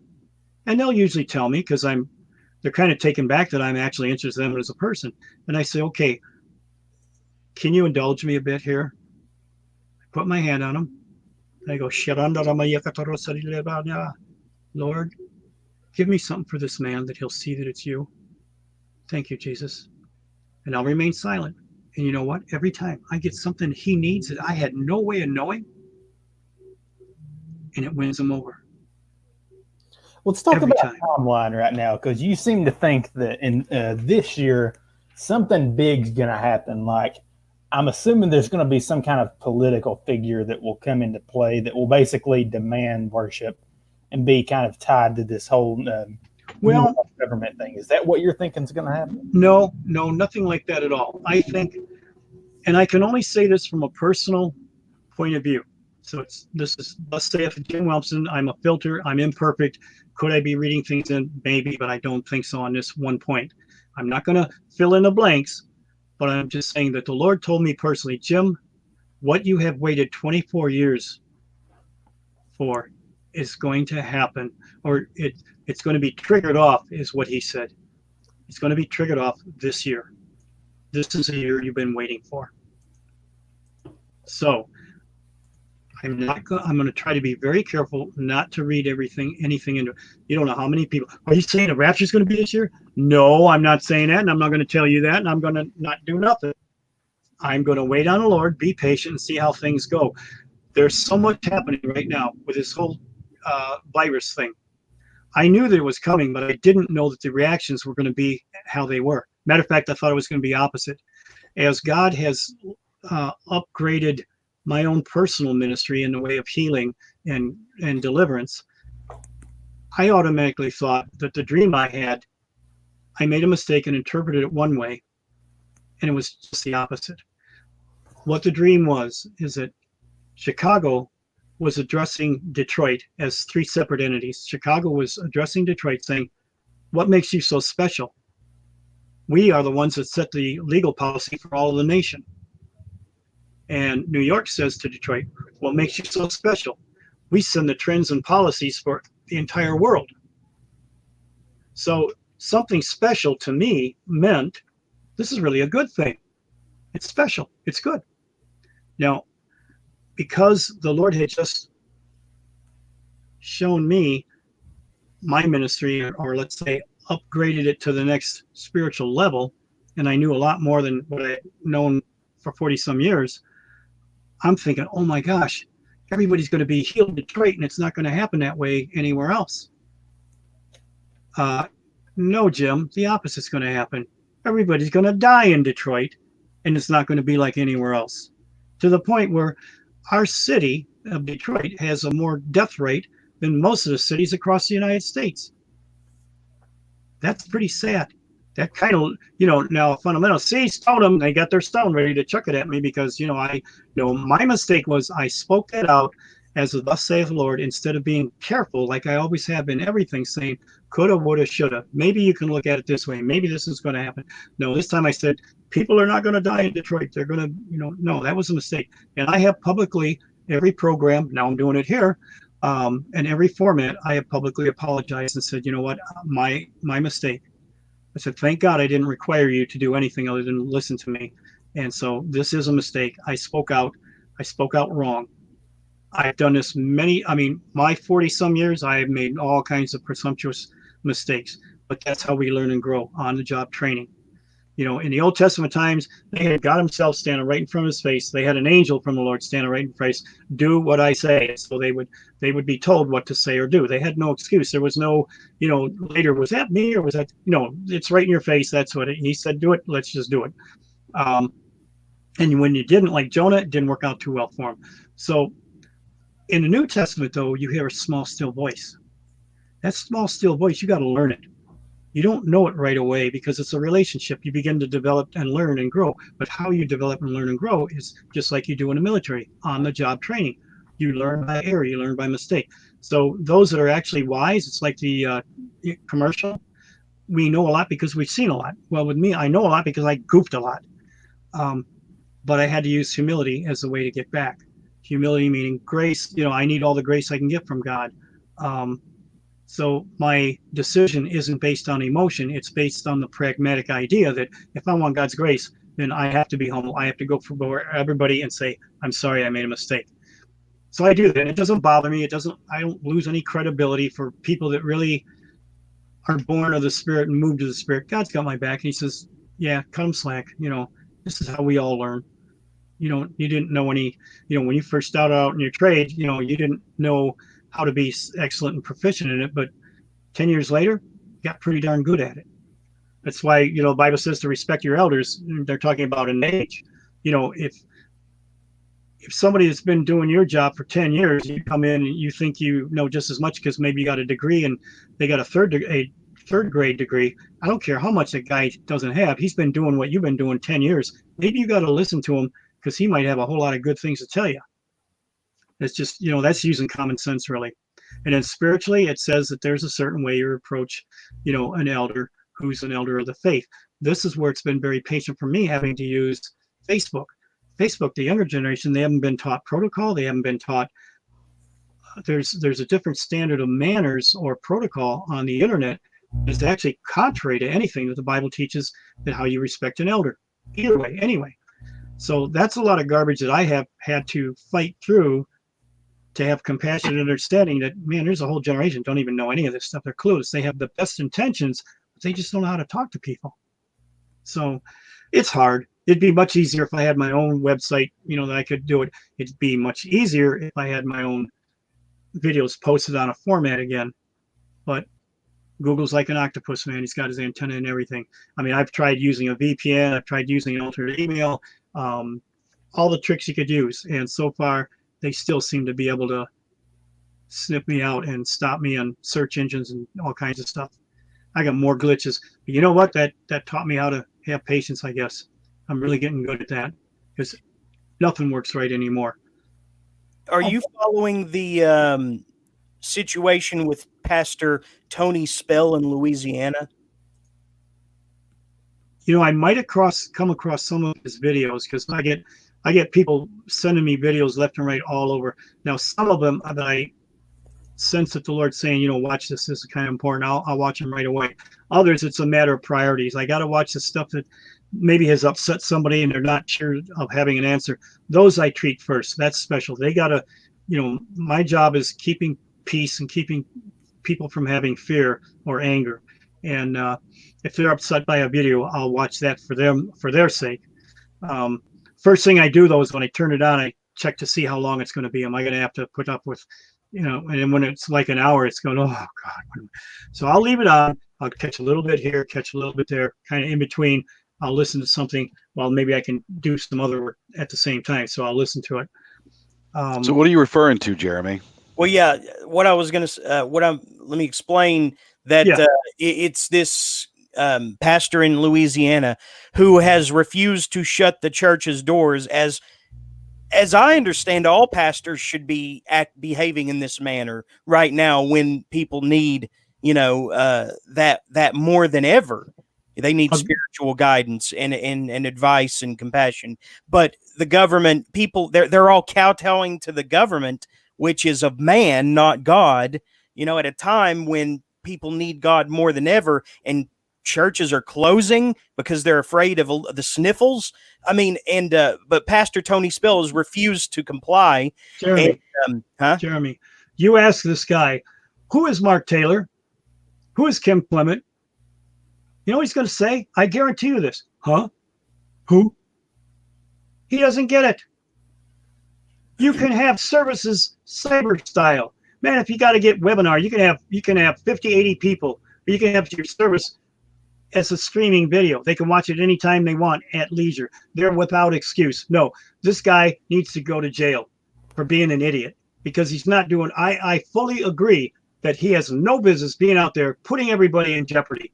I think most of them are going to be covered by faith because deliver the sacraments through webinars. That's one thing that's I get kind of hung up on because I'm Lutheran, and the sacraments play a big part in that. Well, with me, okay, because I come from a more of a fundamental Pentecostal background, it's all about relationship. It's not about all these traditions of men. Those things, they're important and they can be done. You can do a live streaming of partaking in communion. You can do all this other stuff. You don't need talismans. I mean, I don't carry a little bag with me that has holy water infused with with salt, infused with different things for different. I don't use any of that stuff. I don't need it. I have the Word of God, and that is. See, with us, it's all relationship, not religion. That's religion. Religion can stay out of the picture as far as I'm concerned. It has nothing to do with a relationship. When you have a relationship, it is a personal relationship with your Creator. And that's all it is. And Yeah, I mean, that I can be think that done. the That can be done workarounds that anywhere. people have been doing seem to make sense to me, right? I mean, as far as like the drive-in thing that you went to, Zach, right? The drive-in service. Yeah, I think that's kind of the perfect. I don't Oh, want to. that's fine because it's Yeah. complying. It's basically complying to, what the things are right now. Again, what I say, Jeremy, is like this guy has no clue. He hasn't tapped in to the prophets providing us with the information so that we know what to do. That comes right out of Amos 3:3. God is going to speak through his prophets before he does anything. He's done it. The message is out there. Why are you still congregating, putting people? What part of stay inside don't you understand? Trump is being guided by the Lord. Therefore, whatever he firmly says, just do it I mean, you're as still coming from congregating God. even if you are doing it virtually, right? Yes, yes, I mean, absolutely. as far as in my thinking, right? And then that drive-in thing seemed to be the perfect kind of Well, workaround, right? well, Because you are actually still attending the actual church itself, and you are within some fair proximity to all your fellowship or well, whatever, well. right? See, So again, yeah. the church is the people, not a building. The building doesn't matter. You don't have to go out. What right now? Bottom line is now that these next 2 weeks, everything's starting to peak down. So let's give it a rest. Trump basically he says stay inside. Period. No this, that, or the other. Now the people that have to go out, the infrastructure still has to be there. We have to have power. We have to have gas. We have to have lights. They got to go out. We have to have truck drivers that are getting the food to every place so that people can be fed, whether it be the poor, whether it be anybody, everybody. So these are essential things. The doctors have to have babysitters. My gosh, my ministry partner and co-host on the radio show, fortunately, all he came down with was the flu, or at least that's what it ended up being. We don't know what he had because his wife had an in-home babysitting service, but it was all babies and young children from doctors and nurses. And the COVID virus had finally got into them. The next thing you know, he gets sick. What is he thinking? Oh my God, maybe I have it. So we put him on the prayer list. Everybody started praying for him.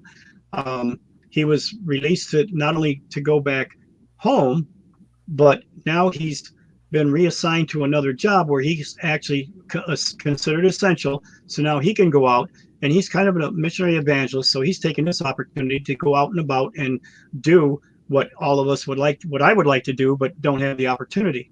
But the bottom line is now for the next couple of weeks, we're told by Trump, stay inside, don't go out. So it's like simple instructions, real easy. If you watched those movies or the prophets that have been telling us this is what God has provided for us. So if we understand that, we can comfortably and be knowing we're being obedient, stay in your house, especially if you're packed like sardines where I live. You stay in a house and weather it out for a couple of weeks. A little bit of discipline, you can do it. It's not going to kill you. People are a lot tougher than they realize. They just haven't had the opportunity because we live in such a plush, self-indulged world. They can tough it out. Right, and I understand where you're coming from, Jeremy. You're coming from a place of compassion, right? Yeah. But and I get that, but I guess I also get and I also understand that there might be some people that maybe they've got such faith that they're not going to get sick, right? But there's a lot of people that don't, right? So in order to be compassionate, you'd have to separate, right? Because you don't have that many people probably that have a faith so strong that they're going to be impervious to this type of virus or something like that. If you believe that particular type of line of thinking, you know what I mean? So Well, I'm going to have to tell the story again to make a point to Jim here, and I expect a rebuttal, and I welcome it. But when we're talking about compassion, Jim, I mean, I held the hand of someone who was dying of a flesh-eating disease, and I did not suit up as the door I was told, as it said to on the door, because Sure. the patient is at risk and everything. I did not, and I held their hand, and even stayed overnight with them many times during those few fateful months. And I didn't catch the flesh-eating, whatever. Right. Well, When I was in Roswell, I had a man accidentally come into my place. The name of it was Alternate Realities, and so many people were looking at it and thinking it was alternative realities. So he came in thinking it was a gay kind of a thing. oh, He was on a quest though. He was dying of AIDS, and he was on a quest to kind of rediscover his faith. And he was told that that because he was gay, he was going to hell. And I said, "Boy, I got good news for you." I said, "Man, as long as you're alive and you're breathing, you can always come back." And so I shared with him the real gospel because he was a Christian. He had a background. He understood some scripture, but he didn't understand how these people had twisted it and totally gave him no hope. And so, as I said, would you like to pray now and come back to the Lord? And he was crying. He said, yes. And the Lord said, go and hug him. He needs a hug. I hugged him. I didn't have any fear about anything. That was the right thing to do. Love always wins out. So I understand the compassion, just like you were saying. And that's a beautiful thing. I can't say too much about this because I don't want to get anybody in trouble, but I had a personal friend. I had, I do metal sculpture work and some industrial stuff and wood carving and all kinds of stuff like that. So I had a pack of, what are they called? The M94 masks. Mhm. And I knew this one place, one friend, a nurse. She needed them desperately. All I can say is I smuggled them to her.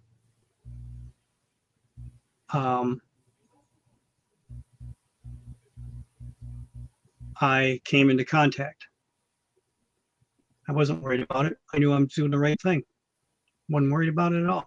I did go home and shower it in because I figured, well, I know it's not going to kill me because I know who I am and what I got to do, and I hadn't done it yet. So, it's not going to kill me. But you know what? It could make you sick as all heck, and you've been through it a couple of times already. You don't want to do that. So I went through the whole cleansing, thing and everything. But mainly just because I didn't want to get sick. I don't like being sick. I'm too busy right now to be sick. I got to be healthy and get this done. But I'm afraid that right now, what you might seem, why is he playing such hardball? Because all of us are without excuse. God has made the provisions for us to be obedient and listen. This guy hasn't tapped into, I guarantee you, he has not tapped into understanding what God's provisions are. So he's blindly and stupidly endangering all these people. Now, God is merciful, though, amazingly merciful. There's a scripture where it says that if you pick up snakes, they won't bite, they won't harm you. In the Greek, it's talking about something totally different. But these people, snake handlers, have been doing this for almost 100 years. It's part of an American culture. I don't think they do it anywhere else on the planet. They just do it in America, but it's been a thing. Now, you do further investigations, you'll find out hardly anybody in 100 years has died. Most of them end up getting an immunity where they can get bit day and night now because they got an antibody that automatically makes them immune. Because God's looking at their inward heart. These people, mismotivated as all heck, misunderstanding the scripture, but God knows their heart. They actually, for whatever limited understanding they have of the scriptures, think they're following God faithfully. And God responds to faith. He honors faith. He looks at their hearts. These people are, they're so wrong, but it's become such a cultural thing they can't seem to separate from. I still got to protect them. They don't die. They survive. So the people in the church, probably the same thing, at least for the majority of them, because their faith is responding, being led by love.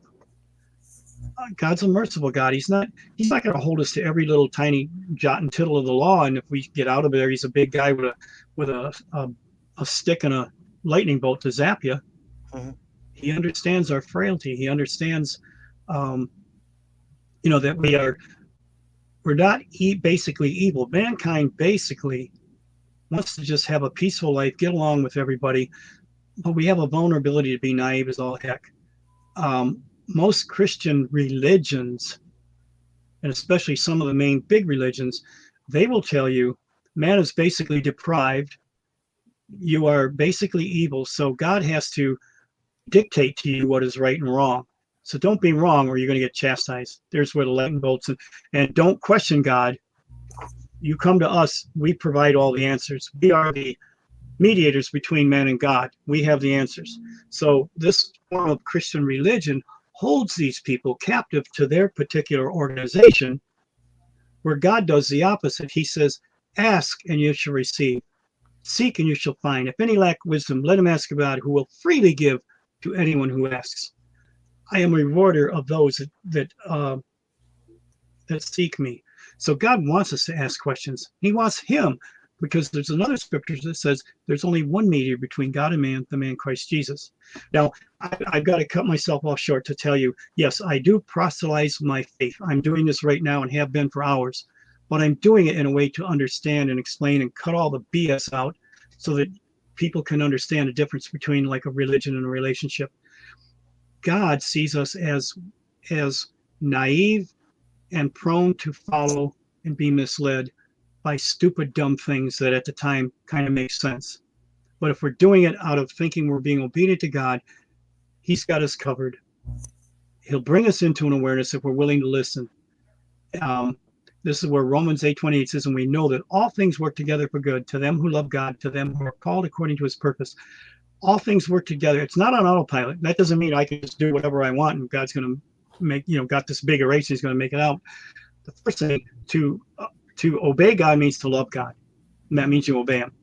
Now, if you can't obey him, if you're having a hard time, you're struggling, maybe through an addiction, maybe through just whatever, bitterness or whatever, then called according to his purpose simply basically means agree with God to let him work through you what you're not capable of doing. This is a little grace clause here. So all you're doing is saying, Lord, I want to hit this guy. I don't want to understand him. I don't like what's going on. I hate bullies. Blah, blah, blah. But Lord, I'm not being you. I need your mind in this situation. Show me what I need to know so that I can love him with your love, because I can't do it. Or Lord, I'm in a situation and I can't get over the prejudices or whatever it might be that's hindering. Please help me. Show me them in your eyes so that I can have compassion on them and make it genuine and not just disingenuine. Let me truly feel and know what this person's going through so that I can minister to him in love. That's all you got to do is agree with God, man. And all of a sudden, usually what happens then, your whole world starts falling apart. I mean, God is putting you on a path so that you can actually see what you need to see. But that's where he says to praise him in all things, because he is in control. He knows how to condition our minds, get it established in love. And as long as love is the motivation, you'll never lose. You're always going to win out. I don't care whether you're a believer or an unbeliever. That's how you learn that God does love you and he can provide for you. Because that basic concept of love, if you're extending love toward another, what does he say? Greater love has no man than he lay down his life for his brother. He said all of the laws hinge on two things. Love the Lord your God with all your heart and love others as you would love yourself. Man, that simplifies it right there. So that kind of proves my point too. You're being motivated by love for another person, for compassion, right or wrong, you're still right. And God will honor that and he'll bless it. I know this is kind of shifting gears, right? And I'm not trying to, discount or to take away or be dismissive by anything you just said. I mean, all that's, I think that some stuff that I believe that, we got Zach and we've got Jeremy, both believers. I bet they understand exactly what it is that you're talking about. I'm not saying that I don't. I just don't publicly talk about my religious beliefs or spiritual beliefs. But anyhow, what I want to get to, what I'm very interested in, is it looks like in your book you talk about the Tower of Babel and that there's something more to that story that may be stretching into our present time or the Babel. Yeah, okay. Absolutely. I'm interested in that. I mean, the Tower of Babel is one of my favorite biblical stories. I'm kind of curious as to what your take on it is and the entire overall story of Babel and how it influences us in the present. Well, you know, the traditional, what is traditionally taught, even within Christianity, is that, and what the entire world has kind of embraced or gathered, is that this Tower of Babel was some kind of a climbing project to pull God down from heaven and to usurp his authority. Right.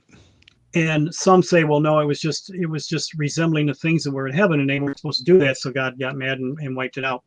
Well, first off, this is where, you know, you have to see who's talking to who, what circumstances, what conditions, where is the location of this, and we pretty much got it within a 50-mile radius. And the interesting thing is, the Tower of Babel was built in a valley. Now, those people weren't stupid. They were able to make some really cool stuff back then. They had some technology behind them. Now, why would you, if you're having a climbing program, wouldn't you go just a couple miles further up to the highest mountaintop and build it there? Because there's a good beginning. But you build it in the valley? That just doesn't even make any sense. So it wasn't anything to do about climbing. It says, this they begin to do in the Hebrew. There's a key word right there. This they begin to do. In the Hebrew, it means that they were literally trying to pry open a portal to the third heaven, God's domain. They were trying to breach space and time. What they were doing was taking all the information that they remembered from the flood, because, yeah, I know this was like I think maybe a couple hundred years, maybe 120 some years or something like that from the actual flood. So being that people were still living to be 500 and 600 years old, they knew Abraham because they could shake hands because he was around when they were still around. So a lot of these people were still around. They had this fresh in their mind, everything that happened in Genesis 6 when the sons of God came to the daughters of men, you know, and all this stuff that happened, just as in the days of Noah, so shall the coming of the Son of Man be. When we go back to Genesis 6, we see all this technology and different things were there were still fresh in their minds. So what they were doing was making a compository of knowledge that they remembered, putting it in his tower so that someday they knew that it was going to all come back together. It would be like you're very proficient in being a broadcaster and even knowing how to set up the equipment, do it, but you don't know how to extract the raw material from the ground to make all the equipment. So here they are on an island. They don't have any of the equipment anymore. Everything got destroyed in the flood, but they remember the concepts. They remember the idea. So they contain everything that they did know on here, knowing that someday somebody was going to put all the pieces back together. And then, because time and space no longer had any meaning, they could be an active participant of reaping the rewards of putting this together. So basically it is when the future becomes the past, the present will be revealed. The idea in that is a paradox is created. If the future actually creates our past, that's a paradox. And space and time becomes caught in a loop, except they were forgetting one part. When Jesus died on the cross, and it was like 3 days of darkness, he said, "It is finished."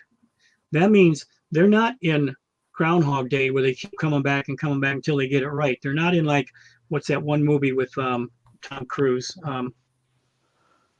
Yeah, I know what you're talking about. Yeah, like Die Repeat or something like that. They, they keep getting it down and taking notes until they finally get it where they, get at the heart of the enemy and destroy him. That's not going to happen. When he died on the cross, it is finished. That means I cut the loop. It's not going any further than here. And now, because the past has created, the future has created the past, now I'm going to be in the last days, I'm going to start revealing all the secrets and truths that once existed that were hidden because you couldn't understand them until you understand the technology to see how this even happened. Now I am going to show and reveal, because apocalypse, we think apocalypse as being all this destruction, a meteor hitting, all these different catastrophes. Actually, all apocalypse means is the revealing. It's the lifting of the veil and revealing truth for what it really is. Now we're living in a day when we need to know and understand quantum physics. We need to know and understand the breaching of time-space. We need to know and understand that when this eagle and the cross came together, they created the diglocka. real, viable, living time machine, and it worked. We need to know that they started developing the Uberman, the Superman, through cloning and through transhumanism. They were working on that stuff back in the 30s and 40s, for Pete's sakes. They got pretty good at it by now. We need to know that everything that's happened to them is happening the same but opposite. When we took Werner von Braun, brought him over here, we took all of his scientists, we took the Reinhard Gehlen organization, brought him over here. All of this stuff was bringing back the pieces of the Tower of Babel into our own selves. So that existed in the Third Reich. We took the very infrastructure of the Third Reich to ourselves. Man, that's right out of the book of 2 Daniel, that there would be two people, two groups, iron and clay, that were once opposed, that ended up coming together on the same page, working together. They were once opposed to each other, now they're working together on the same thing. That's the United States and Nazi Germany. We let them take over from within. We don't live in a free enterprise system anymore. Corporate fascism is actually National Socialism and how they took over. Communist socialism is the other spectrum of socialism. So it's like the ice cream man holding two ice cream cones. How do you want your socialism? Would you like national flavor or would you like social flavor? I mean, communist flavor. One way or another, that's what you're getting. That's the new world government. And that's the coming back together in our day, in our time, of the Tower of Babel. It's learning all this knowledge, putting it all back together and reconstructing, because we are the ones that have breached space and time and now have created the completion of what Tower of Babel was all about. It's being completed right here in this country. So yeah, I was aware of all the Project Paperclip stuff that you're talking about. It's all fascinating. So how do the Greys fit into this, right? Because I mean, it's my understanding that maybe the Greys had something to do with the Nazis or something. What's going on with the Greys? Well, actually, the Nazis had come in contact probably with the Greys, but they've also come in contact with the Nordics. Now, the Nordics especially are very important because some of them are them. Some of them are what's come out of the pit. And this I have in my museum. I've got skeletons, pre-flood skeletons that are like 30 foot tall. We've never found a complete assembled skeleton, but we've had enough remains to know that a femur bone and I've actually stood there and touched that one. These guys were huge, but here's things that you don't hear about, because there's all different kinds of myths. Who were they and why were they? And after the flood, the giants represented all three races.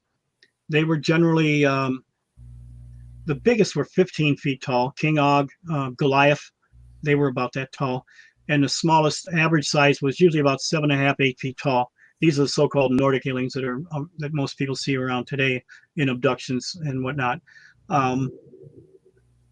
But it's knowing where Cain was sentenced to wander after he killed Abel. Now it was in the process time, meaning the latter days. So Cain was sentenced to, after he killed Abel, he was told that because you've done this, your brother's blood cries out from the grave. He becomes the first murderer. He says, had you not done good, would I have not approved you? But sin waited like an animal ready to pounce on you. Literally in the Hebrew, it means to permeate his very being. Now, Cain and Abel were making all kinds of babies for 900 and some years until this event actually happened, the actual death. It was in the latter times, in the process time, meaning just before the flood. So they were making all kinds of babies. So nobody's truly white, nobody's truly black. There's just kind of a mixture of surface-dwelling blacks and whites. That's a good thing. They're redeemable. But after sin permeated him, it's like he is without any redemptive value. And you will be sentenced to wander in the land of Nod, east of Eden, off the surface of the earth, inside the earth, to be hidden. In the Hebrew, that whole dialogue, right in that context, that's what's telling you is really going on. So the descendants of Cain are inside the earth. Now, if you look at the prophecy of Cain, because you're wondering, okay, black and white, who's black and who's white? Well, I think we got a hint in the scriptures where Noah is prophesying over his three sons and telling them where, what history is going to do with them. And every attribute that was with Japheth, which is like the patriarch of the white race, matches identically to Cain. And what do we see through myth and legends all throughout history? The giants were white. They're Caucasian. They come up from the caves. The American Indians have countless stories of the white giants that come out of the caves. The caves being hooked into almost a dendritic pattern going all over the world. Wherever there's mountains, there's these caves where these giants come out. The stories and legends all throughout the world are consistently the same. And they're always big white guys with a bad attitude. My claim is that the mark of Cain was giantism, big height. If you're 30 foot tall, I don't care how bad you are at 6 foot tall, stomp, you're gone. Yeah, that's it. So a mark was given him, which was a supernatural mark that gave him an advantage. But he was hidden inside the earth. When you see all the dialogue, even when Jesus said, "This day you'll be with me in paradise," he didn't ascend into heaven until 40 days later. He went into the upper chamber of a hollow earth. And there was Abraham's bosom. There's even a meaning of that tells you that it was an inside pocket. So that's where he went. And then he was there for 3 days, and then he came up. And then for 40 days, went around and did his ministry after he was resurrected, and then ascended into heaven. So same but opposite, same kind of thing is going to happen. So where is all the activity going on right now? It's not in the Euphrates River. Doesn't mean squat. It's the Antarctic, isn't it? Right? Didn't all the people go to the Antarctic to see what was going on with the ice melting? Yeah, like all those world leaders or whatnot. Yeah, they didn't go to feed penguins. They know that the opening to the hollow earth to get inside is covered with 2.5 miles of ice. But guess what? The Nazis on their little adventure found base 211.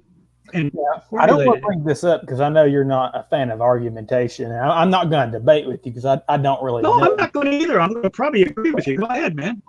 Okay, the 2 points, the thing with Cain and the thing with hollow earth. I've researched a lot into these things, and I'm pretty sure that Mike Heiser, he seems to be kind of in opposition to those 2 points. And I know you said you've talked with him several times. No. Wait a minute. Mike and I are good friends. I've been friends with him almost 15 years. Yeah. Have y'all ever had a dialogue about those two things? Because y'all seem to be on kind of opposite sides of the same spectrum when it gets into that territory. No, because I was talking to someone else and they were, and they couldn't answer me. They kept saying, well, but Mike says this. I said, but I agree with everything that Mike says. What he's saying is that there's a direct connection between the pre-flood and post-flood giants. I totally agree with that. I have no problem with that. There is no connection to the sons of God and the giants. None whatsoever. Okay, so you're saying that the post-flood giants are still human, but they carry some kind of genetic trait. Oh no! They got a Nephilim blood. They're part of the Nephilim bloodline, but they are different. They're different in a sense that they're connected. In other words, they're not the same ones. They're not the identical same ones, but they are an extension somehow that are living on the surface of the earth. That are now much shorter. Would be redeemable, whereas, as I understand it, the original Nephilim, once they die, their souls they're totally unredeemable. And they're unredeemable. And here's the thing that I've been called a racist for this. I can't imagine. It's like the thing is that the pre-flood fossils are all fossils. There's no bleached bones. There's no mummies. They're all fossils, which means the conditions of the flood created these fossils. And we know that. But the thing that is not spoken, first off, they're all adult males. There's no women, there's no babies, there's no adolescents. There's nothing but adult, fully grown males. And they're all Caucasian. Nobody says that because they don't want to get into the race thing. It's too touchy. But I got no accountability except for to God. So I don't care what people think or say. This is what the evidence is. This is what all that ties right in with all the myths and legends. They're Caucasian. Why? Because When they were sentenced to wander in the land of Nod, east of Eden, inside of a hollow earth, they were in the lower chamber, separated by a chasm, which Jesus spoke of. That chasm, by the way, happens to be the 33.3-degree line where the devil's triangle is on one side, and the opposite side, it's the devil's sea.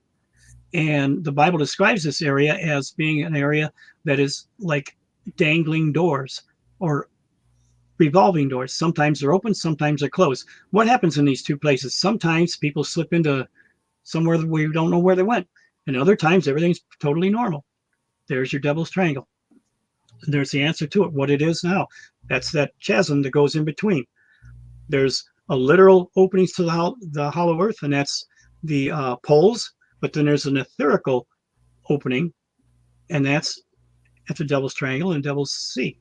So these are the four corners of the earth, which aren't measured, which goes into other stuff. And I'm getting on a bunny trail. I'm sorry. Stuff is all interconnected. So getting back to the giants.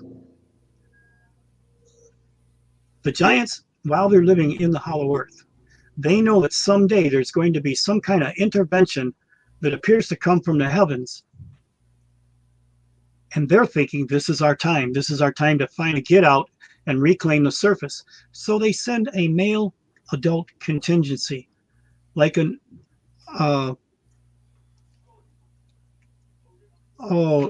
first response team, a reconnaissance team, to check out and see what's going on. So when the Bible says, and the sons of God came into the daughters of men, the same bore children, and there were giants in the earth also that then and after that. Now I've asked Mike about that. How about that wording there? He has agreed. Well, he says, Jim, it could be that way, but I don't think that it is. And then he tells me why. But the thing is, he didn't have any problem with the linguistics, with what it actually could say. He agreed with me that it could say that. He cited on something else, nothing major or anything, just trivial. But I think even then he's seen now that he's leaning more towards the other idea. There's too much written, too much historical account that ties in everything perfect. Even what Helena Blavatsky wrote about the secret chiefs that were inside the earth as the pure race, and then the diluted race that was on the surface. They were destined someday to merge together, and when they did, they would retake over the surface of the earth. This is what they think they're going to do, and this is what their agenda is. That's why the global elite is interested in the Antarctic, because at the end of World War II, they finally found an opening. It was called New Schwabenland, which is a Queen Maud Land area, and they claimed it for themselves. There's still probably a base 211 there. When Operation High Jump came into action, our only expert on that area was Admiral Byrd. He sent a military contingency down there. They made a 2-point landing headed towards Queen Maud Land, and they got their butts kicked. And all the evidence suggests that they're still there. They're actively working on a release. As soon as the ice is starting to melt in the Antarctic, that's what everybody is edgy and excited about. They realize that the ice that it's that everything that's down there is fresh water. So there's technology. There's pyramids that are starting to show. There's all the indications of massive cities down there. So whatever the technology is down there, it's like they don't have to do any more research and development. All of a sudden, they got all the toys that existed before the flood. All they got to do is get a little blow dryer, dry it up, crank it up, and it's good to go. That's why everybody in the world, the elite and everything, are very interested in what's down there. As one of the ocean currents is slowing down, and the whole scene in Revelation 16 talking about the Euphrates River drying up and this horde of Chinese coming across, that is so wrong. Actually, I guess my videos are ballistic over in China, because I got good news for them. Hey, you know what? You guys aren't the ones making this final battle and crossing over. As a matter of fact, my Bible says in Joel 2nd chapter, whatever this army is, it's never been before and never will be again. This is not a human army. This is a hybridized transhuman creation made from man and filled with demons. And transhuman? Yeah. In a sense of, it's a combination of artificial intelligence, AI. I mean, this is an army of people. Some fallen angels been resurrected back to full restoration, and the way they have is through like avatars, like part machine, part cloned individuals.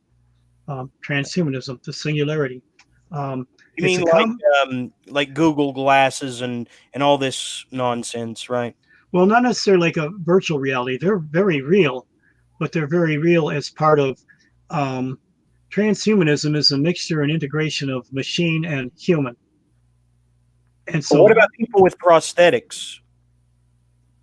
Or I mean, they don't count, do they? I mean, oh no, because we don't have a God. Again, we don't have a God that when you take the actual mark, you have to reject the God of the Bible, openly, consciously reject. And you're going to do it in a time when all the information is out there that you're without excuse. You're rejecting the God of the Bible and you're Hmm. accepting this new cosmic coming Christ. So no, I mean, God is not, man, he's not going to make us toe the line on every little jot and tittle. We have to have a certain sacred name or a certain, that is the stench of man-made religion. Man-made religion has got nothing to do with this. This is a relationship with your creator. But He you're saying loves, that there's like an army of cyborgs that are demonically possessed in that Antarctica? would, yeah, that would be a good, well, no, they're being manufactured right here. Matter of Oh, fact, in an underground place called the Fortress of Anu. I went on an expedition and found it and got proof that I did find it. But the way I got it was just through how the whole expedition ended. I didn't get to actually go where I needed to go, but I got within 50-mile range. And I did get on the cross section of 114 latitude and 28.8 longitude line, exactly where I knew I needed to be. so And this is like a base that you were able to locate yeah, I didn't. that they're kind of building these cybernetic or cyborgs, right, that are actually demonically possessed, right? Exactly. Is Yes. that right? Yeah. Okay, but That's a so what good. happened? How That's a come you good. weren't able to? Well, for one Did they? thing, Did somebody stop you from getting to where you needed to go? well, they thought they were, but the thing is that once I took a better map or realization once we got out there, it was in the middle of the Sonora Desert in Arizona, um, just outside. It was the two of the next closest cities. It was in between Phoenix, Arizona, but it was in a very remote part of the desert where you don't want to go unless you know how to navigate in the desert. I did a radio show. I told everybody I'd love to go there someday. My one ministry partner said, Jim, you know what the next nearest city is? He said, you won't believe it. And I said, what? He says, Baghdad, Arizona. I said, are you kidding me? Now, when I actually got out there, Baghdad, Arizona is nestled in the mountains, the Aquarian Mountains. Their only main source of income is a copper mine. Now, I'm giving you all elements of pieces that fit together. They're just unreal. There's Prescott, Arizona.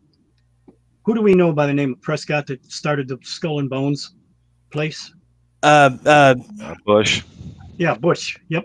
I okay. mean, this stuff is laid out like a map, like it's actually made out like, what do they call that? It's a special map, um, something board, and it's the way the Masons lay out everything. Tucson, Arizona, and then this other one upper north, Flagstaff, Arizona, Sedona, Arizona. My God, that's where my friend Dave Flynn wrote an entire book based on that. This whole thing is laid out like a typical board um, that the Masons lay out, and a tracing board or something like that, and it literally mirrors from the east to the west. It's just, you can't make this kind of stuff up, man. We're living in Pinocchio world that has all the elements to show us that everything truly is zero and ones.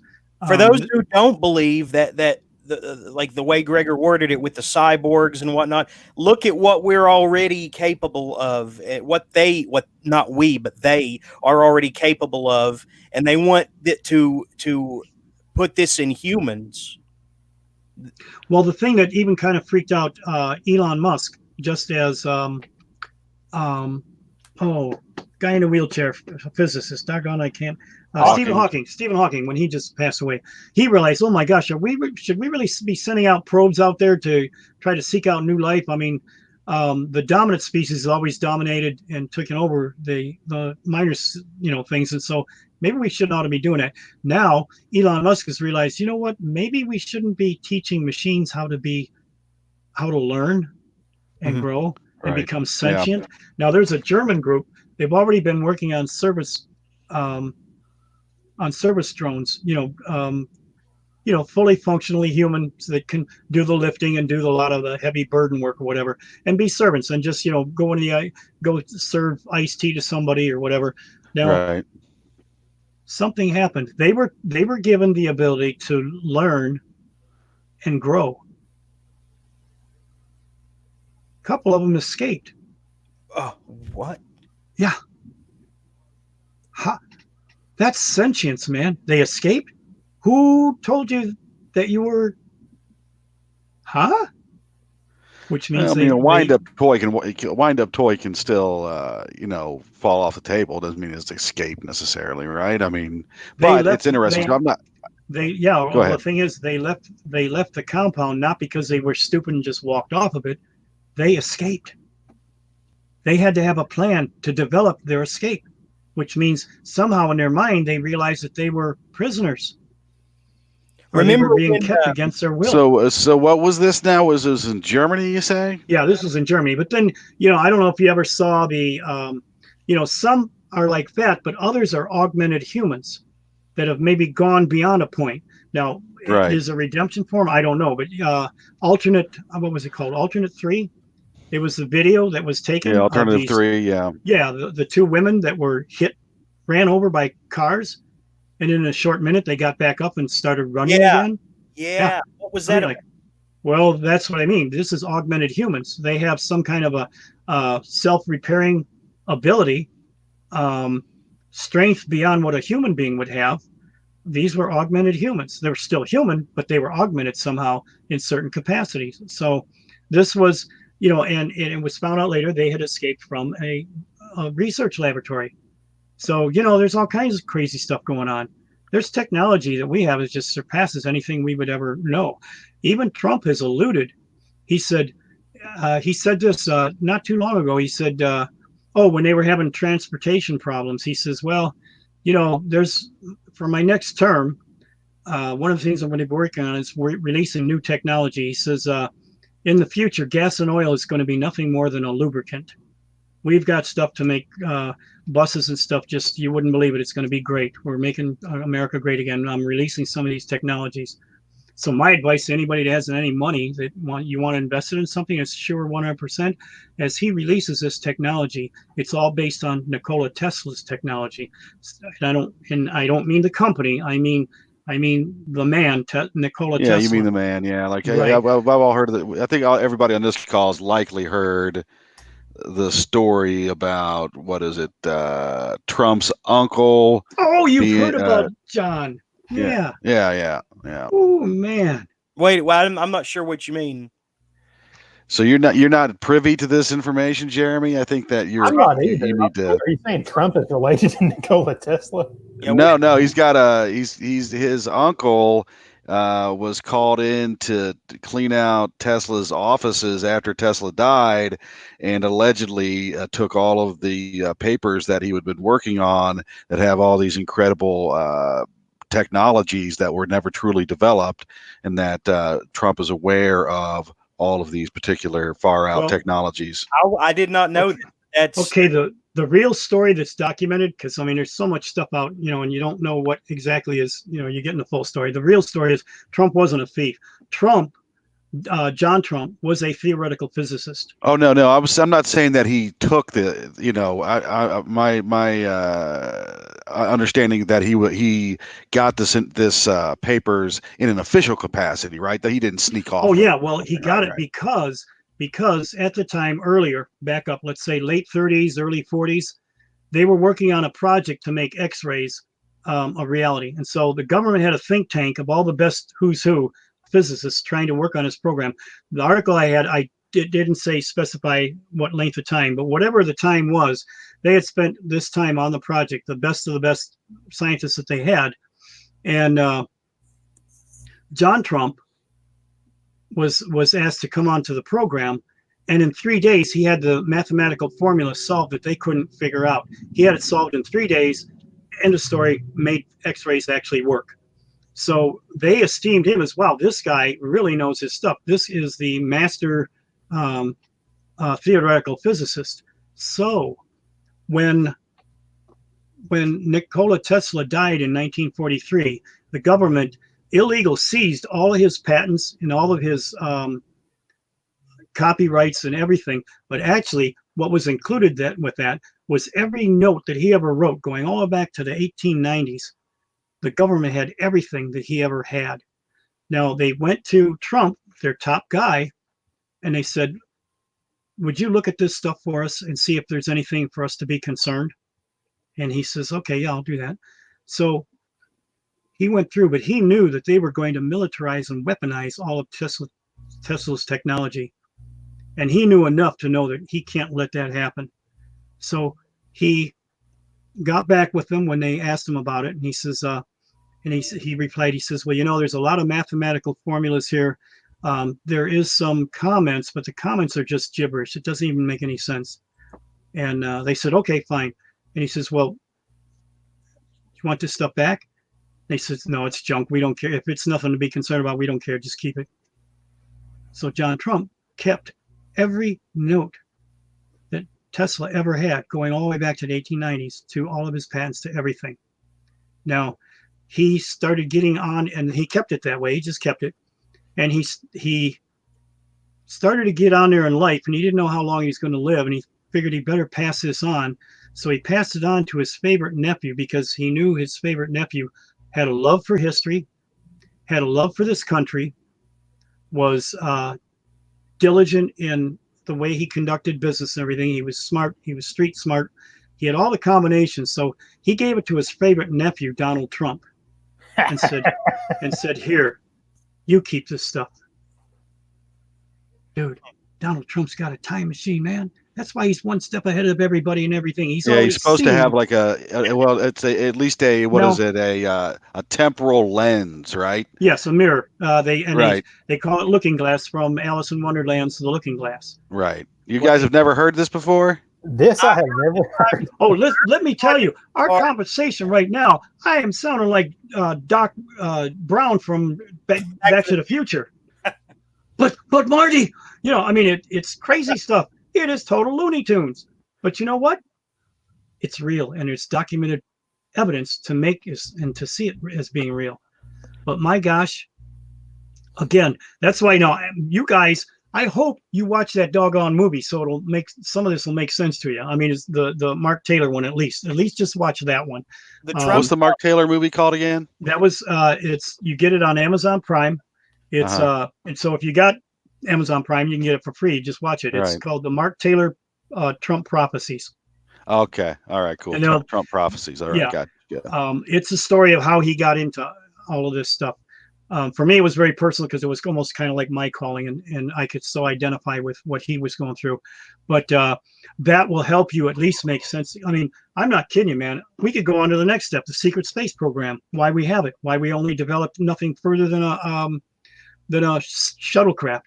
Why? I mean, oh man, cuckoo! This is cuckoo time here. You really want to go on to real crazy stuff? We discovered that wherever there's a gas giant, we discovered. Well, first off, we discovered portals, just like the video game portals. We discovered naturally formed portals just outside the atmosphere of Earth, out in space. The outermost, there are natural portals.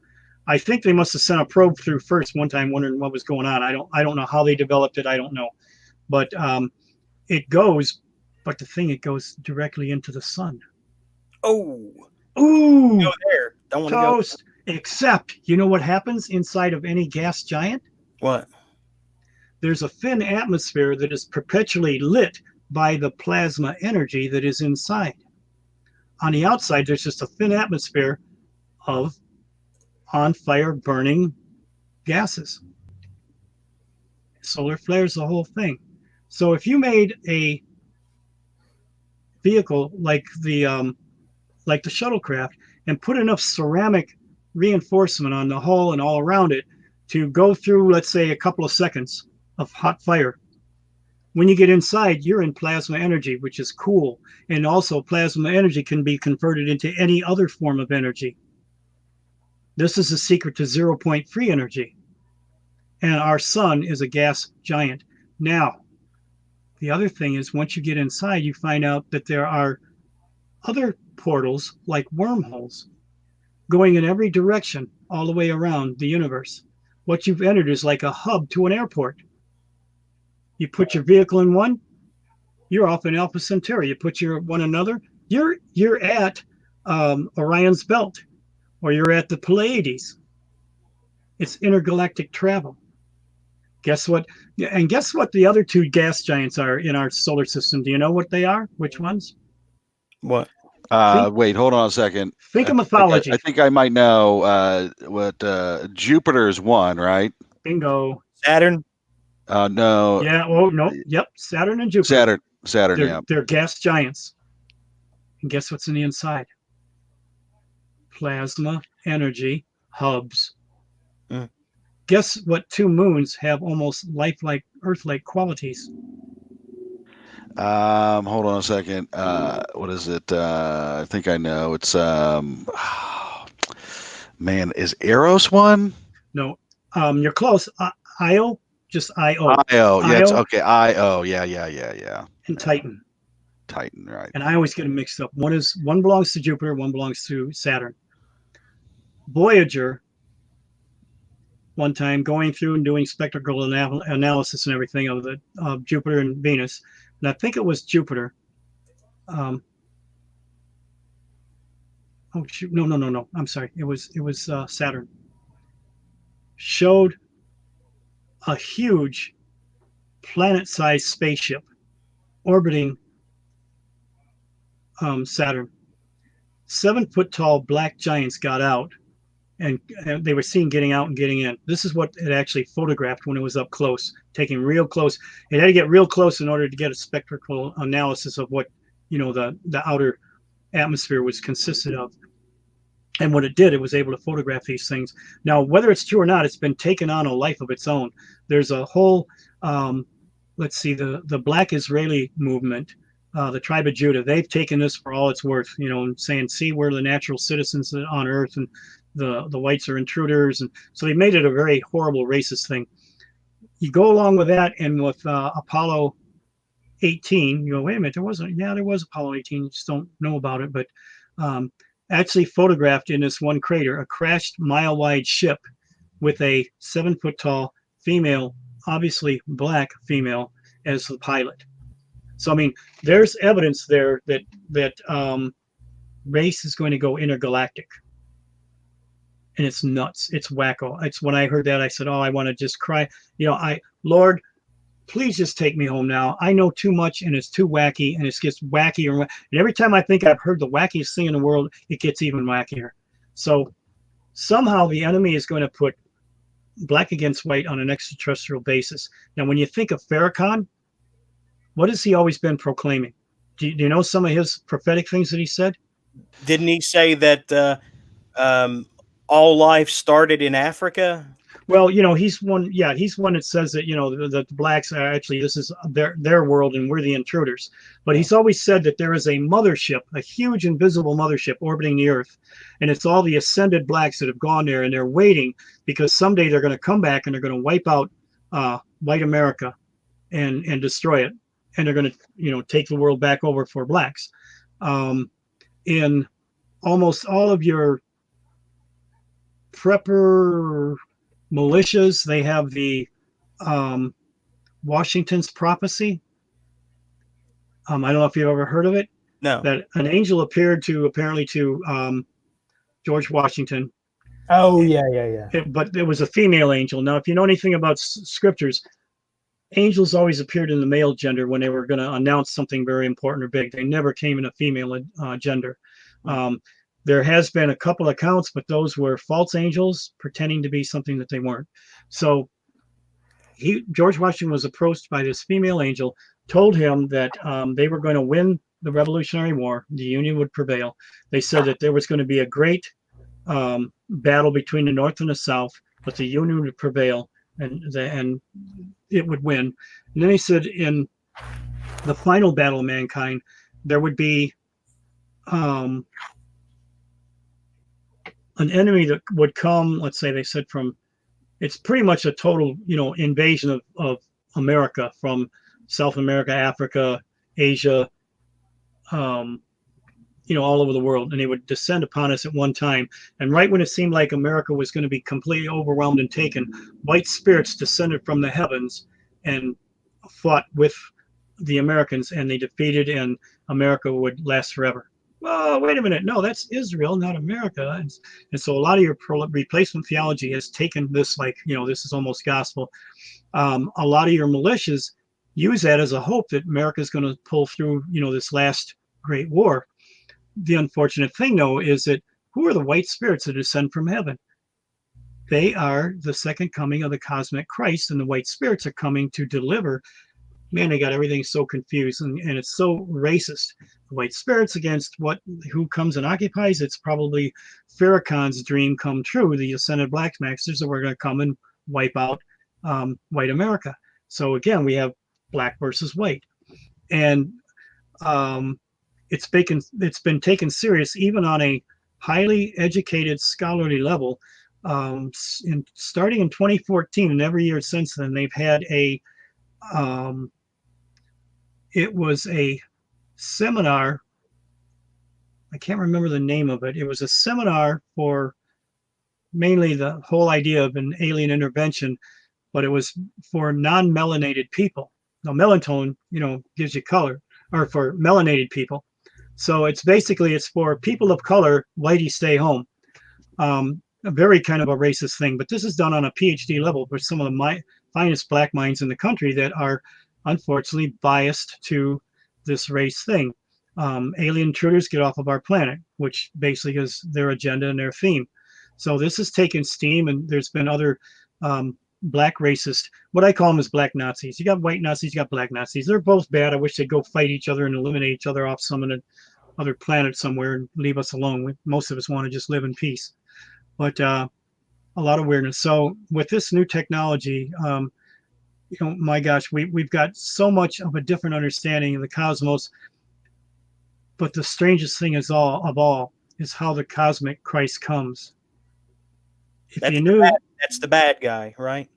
Well, he's a bad guy, but he's going to look like the white guy. The white guy, the white Jesus Savior. Jesus, I got news for everybody. He's not black. He's not white. He's brown. He's brown. He's a typical Jewish boy, with dark curly hair, almond eyes, and definitely brown. So he isn't a blonde-haired, blue-eyed Jesus. But a blonde-haired, blue-eyed Jesus might come. But the strange thing is, 60 years we have been conditioned to accept the cosmic Christ. It's been programmed in one of the most popular programs on this planet that has changed. It has caused the inspiration for technology. It's caused the inspiration for everything. We've had 60 years of a conditioning. Because we have this technology now, we are now, we're no longer a pre-warp society. We have now reached where we can do intergalactic travel. So it's only a matter of time that their prime directive that forbids them from interfering with pre-warp societies has now come. Now they can introduce themselves. This cosmic Jesus that comes is going to be wearing a Star Trek comm badge. All of Gene Roddenberry's understandings of this movie was motivated by a PhD mystic from India. What? Yeah. He's going to be a blue-eyed, blonde-haired Jesus with a Star Trek combat and Trekkie Jesus. And folks, it just keeps getting crazier and crazier all the time. So who's this PhD from India though? I've not heard of that. Oh, I've got it on one of my videos. I can't remember the name right now, and it's hard to pronounce anyway because they don't like to use vowels like beep bop parakuta, right. Kind of stuff. So, but here's the seriousness of it all. What's his name? Gottlieb. Gene Roddenberry? No, Gottlieb. Gottlieb, who was in charge of MK Ultra program. They had it in Canada. Okay. They came when they found out that the Russians were using remote viewing and they were using psychics. It freaked them out, and then they realized, okay, who do we know? What can we do? They moved the project back to the United States. They had Project Penguin, which was the final result of it. But Project Penguin was it was the remnant of MK Ultra. And they were making contacts with anybody that was available that was both a psychic and somebody that had academic background. They didn't want just some crazy person. They wanted someone that was educated, that could understand all this stuff. They were in touch from one person that was already on the program, knew of this psychic who was in contact with aliens, who was giving them information about this Federation of Planets. And so he came over and was part of Project Penguin. And this was the extraction of this information that they started compiling and forming. They wanted to know how to do remote viewing. They wanted to match the technology that the Russians were getting. So this started to develop, and then Gene Roddenberry was added to the program, but it was the one Indian guy was getting concerned that it looked like it was going to be, that all of this stuff was going to be militarized, and he wanted, in case that happened, he wanted to have a second, like a readout, where he could have his own little thing that could match maybe what possible evil might be resulting from that. So he started his own in-home group, and in this in-home group, Gene Roddenberry came in on the scene. Now his background was, with Hollywood and promotion and stuff like that, was more of his thing, and he had all the connections. So as they're gathering all this information, Gene Roddenberry says, what we need to do is condition people to get ready for this. We need to get together a science fiction program so that people can start to get ready to know this information, so that they'll be ready to accept it when it happens. Otherwise, this is going to be too strange. I used to say on old shows when we would get into this, because I talked a lot about these kind of deceiving New Age people, and every single one of them, they would all have some kind of different mythology as far as what their New Age religion was. But they always closely resembled Star Trek, where you have all these different sort of deified aliens, and they're all kind of like acting on humans as if humans matter. Like it never makes any sense, but the main connecting point is that it always resembles Star Trek. Well, I love Star Trek. I'm a Trekkie. I watched every episode and every series, right down to the last one, which was Star Trek Discovery. So this was very painful for me to realize, my God, are you serious? I love that program. That's going to be our reality? And I'm thinking, here's the end game to this, and this is where it really is coming down to. When the New Jerusalem, during the beginning of the millennium, ascends from heaven to earth, do you know what it looks like, the New Jerusalem? The Enterprise? No, it's a giant cube. Yeah. It's a giant square that comes down from heaven. Like the Borg. Yeah, bingo, exactly. And what is the end game for them? Assimilation. The cube. So when people, now Trump has started this United States Space Force, and it's a utilization of some of the technology we already got out there, because he's sensing or seeing, possible alien intervention. So he's preparing for it. But the thing is, the pendulum's going to swing one extreme and then to the other extreme. First 3.5 years of the tribulation and agitation of time and space. First 3.5 years is going to be fun for those that are being motivated by love. It's not so much fun for people that are greedy and manipulative and everything. It's going to be like hell on earth. For everybody else, it's going to be a shade of something in between. So at this reset,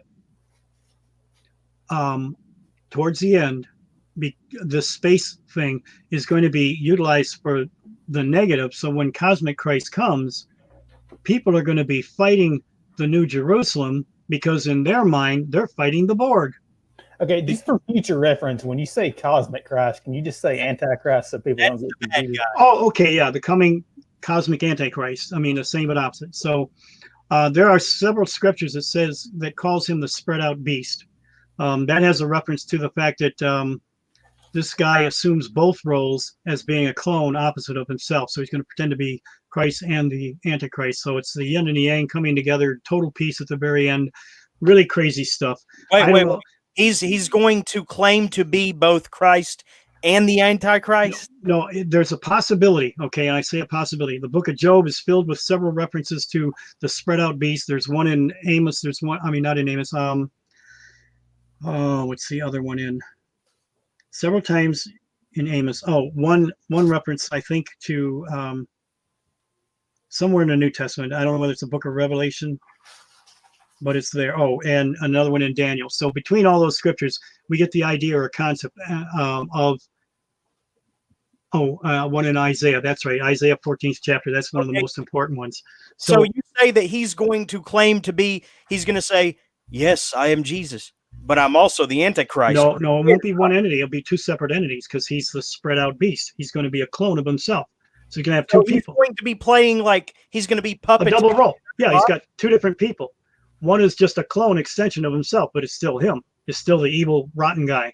One will pretend to be the good guy, Jesus, and the other one's pretending to be the reformed bad guy. Okay, well, one thing I know from someone who almost became a Mason that once you get to a certain level, they tell you that Lucifer is not bad. It just means light bringer, and they use Right. that this kind of attractive lure, to reel you in, and until before you know it, you're saying, "Hey, I'm down. I'm all right with Lucifer." Yeah. And that's basically what he's told the elite that has been brought into being a part of this. And it says in Revelation 17, beginning at 11 and 13, it says, "And there are 10 kings who have received no kingdom as of yet, but will receive power as kings, and will give their power unto the beast, for they have all one mind." That is a conspiracy, and it's a conspiracy of 10 different people. When you follow the money, and you follow the theology behind the Third Reich and the Nazi agenda, you find out that the money trail goes from Nazi Germany to the United Nations. You find out that the theology goes to the United Nations. One is an Old Testament version based on bloodline and national identity. The other one is a New Testament version based on the idea of whosoever will may come if you believe that man becomes his own God. So there you have it right there. Eventually, it's going to be reduced down to the U.S. versus UN. UN being the Antichrist system, U.S. being making America great again, but also the world great again. And so, these are the two forces at the end of the end times that are going to be battling each other. So, it's no surprise that the UN agenda is as it is. But it just blows my mind that why does it have to be Star Trek? I loved Star Trek. So where does Star Wars figure into all this?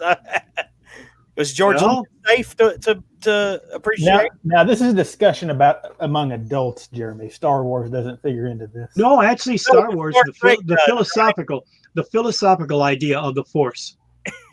That is very much, kind of an inclusive addition to the whole thing. So it does have its play. All of this stuff is composites, little pieces to the puzzle that make a whole when they come down and explain how all of this fits together. And it'll be so elaborate, everybody's going to go, "Ooh, it's got to be real." Just because something's real doesn't mean it's real good. Trekkie McGaha over here thinks that he's put me in my place. A Trekkie put in place by a Trekkie? I don't think so. Okay, the one thing I'm a newbie Trekkie. I'm only now starting the whole series, but anyway. Okay, so as I understand it, you're saying this whole thing and I'm honestly kind of confused because it goes pretty fast. There's this spaceship in a wormhole in space, and it has. Are you saying the people on this spaceship are like cyborgs or? No, there's a combination. Some of them are fully human. Some of them are, some of them are cyborg. And the ruse. You ever see the movie? Did you ever see the movie Surrogate with Bruce Willis? Yeah, Bruce Willis. Yeah. Okay, kind of something like that. Where, okay.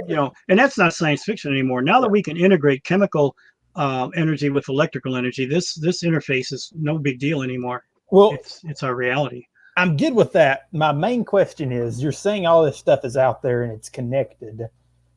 The thing is, I am only giving you possibilities of how this is going to be. I'm not saying this absolutely is the way it's going to be. I know certain elements are real, they're going to be using against us, and some of the scenes are real, but some of them, it's like, it might be this way. But with all of us, we're just going to have to. Its conclusion. Are you saying that it's basically all a ruse, that these things are going on in space to make us think we live in the Star Trek universe, which Roddenberry would have crafted into the the original Star Trek series, getting us used to it, Or are you saying you believe we actually do live in that universe? Because that's Oh, no. The Bible describes the same Hebrew word, Shemayim, for heaven, but there's three distinct heavens. There's the earth, the atmosphere around the earth. Then there's a second heaven, which is, and some people try to make this some etherical never land. It's the real, tangible, physical universe that we see with stars, planets, galaxies, all this stuff, outer space. Then there's the third heaven, which is outside of time and space. It's a different dimension, separated by this one completely. And it's the realm that God lives in. And actually, what my claim is that the two trees in the Garden of Eden, one represents the earth that never fell in sin. It stayed and remained. Everything stayed and remained faithful to God. So this is one that is very real, very tangible, but it's perfect in its ways, the way God intended to create it, and has never been tainted yet, but it will be. But this is the perfect world that God created, the perfect universe that God created. Now, what we live in is allowed by God to be created. It's an imitation that Satan has made to imitate, but it's a parallel, altered universe. The two trees in the Garden of Eden, one represents God's, the other one represents Satan's temporary domain, based on the knowledge of good and evil. The two promises and I say promises, the two lies that was given to Adam and Eve, your eyes will be open, you should be as gods, and you shall surely not die. This is eternal life and an eternal environment provided by him. So it's the alternative. So the biggest selling thing is, hey, hell isn't all that bad. I'm just providing you an alternative to heaven. You don't have to be accountable to some big guy with a stick and a lightning bolt. I'll let you do what thou wilt. That's the root of the whole law. So, hey, you can be unaccountable, be your own God, do your own thing for all of eternity in an eternal environment. And so people will get sucked into it for a lot of different reasons. I mean, imagine if you were blind or a paraplegic all your life, and all of a sudden aliens come down and offer you, all you got to do is take this new body, and you can live in, you can see and do all the things you never could see. If you didn't know Jesus, wouldn't that seem like the most practical, common sense thing to do? This would be the greatest thing in the world. So you're saying essentially that this Gene Roddenberry Star Trek reality, right? That's that may come to pass, right? Right. Is really basically the holographic universe that the devil controls, and it's not really the world of God. It's the artificial, right. It's the artificial world, right? Exactly. Bingo. Right. Exactly. Yeah. Right. You got Which it. is very like Christian Gnosticism type of thinking, right? I mean, that's just yeah. I mean, if you were a Christian that bought into that and believed that, then yeah, it would be kind of like a Christian Gnosticism. You're thinking too much with your noodle and not with your heart. You're not listening to the Holy Spirit. Maybe it's because you only had an intellectual experience with God. You know about him, but you need to know him intimately. And this is, so those that do know him intimately, they might be deceived for a little while, but then all of a sudden a light bulb's going to go off and go, oh my gosh. Well, I thought the Christian Gnostics believed that the world that the humans are actually interacting with is ruled by the devil, and it's a false world, right? And then, the thing is, Christian Gnostics they put too much emphasis on knowledge, that your knowledge is what brings you to a higher spiritual understanding. Oh yeah, I hear what you're saying, right? Yeah. So you're talking about,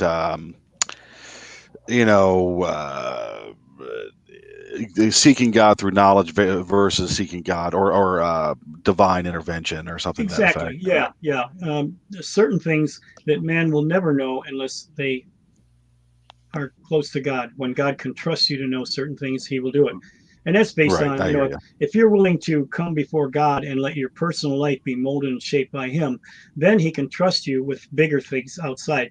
Some people, they think they got to touch a God, and all of a sudden they're proclaiming all these things globally, and they've never really submitted to the Lord. Ooh, that can be a ugly looking, crazy thing.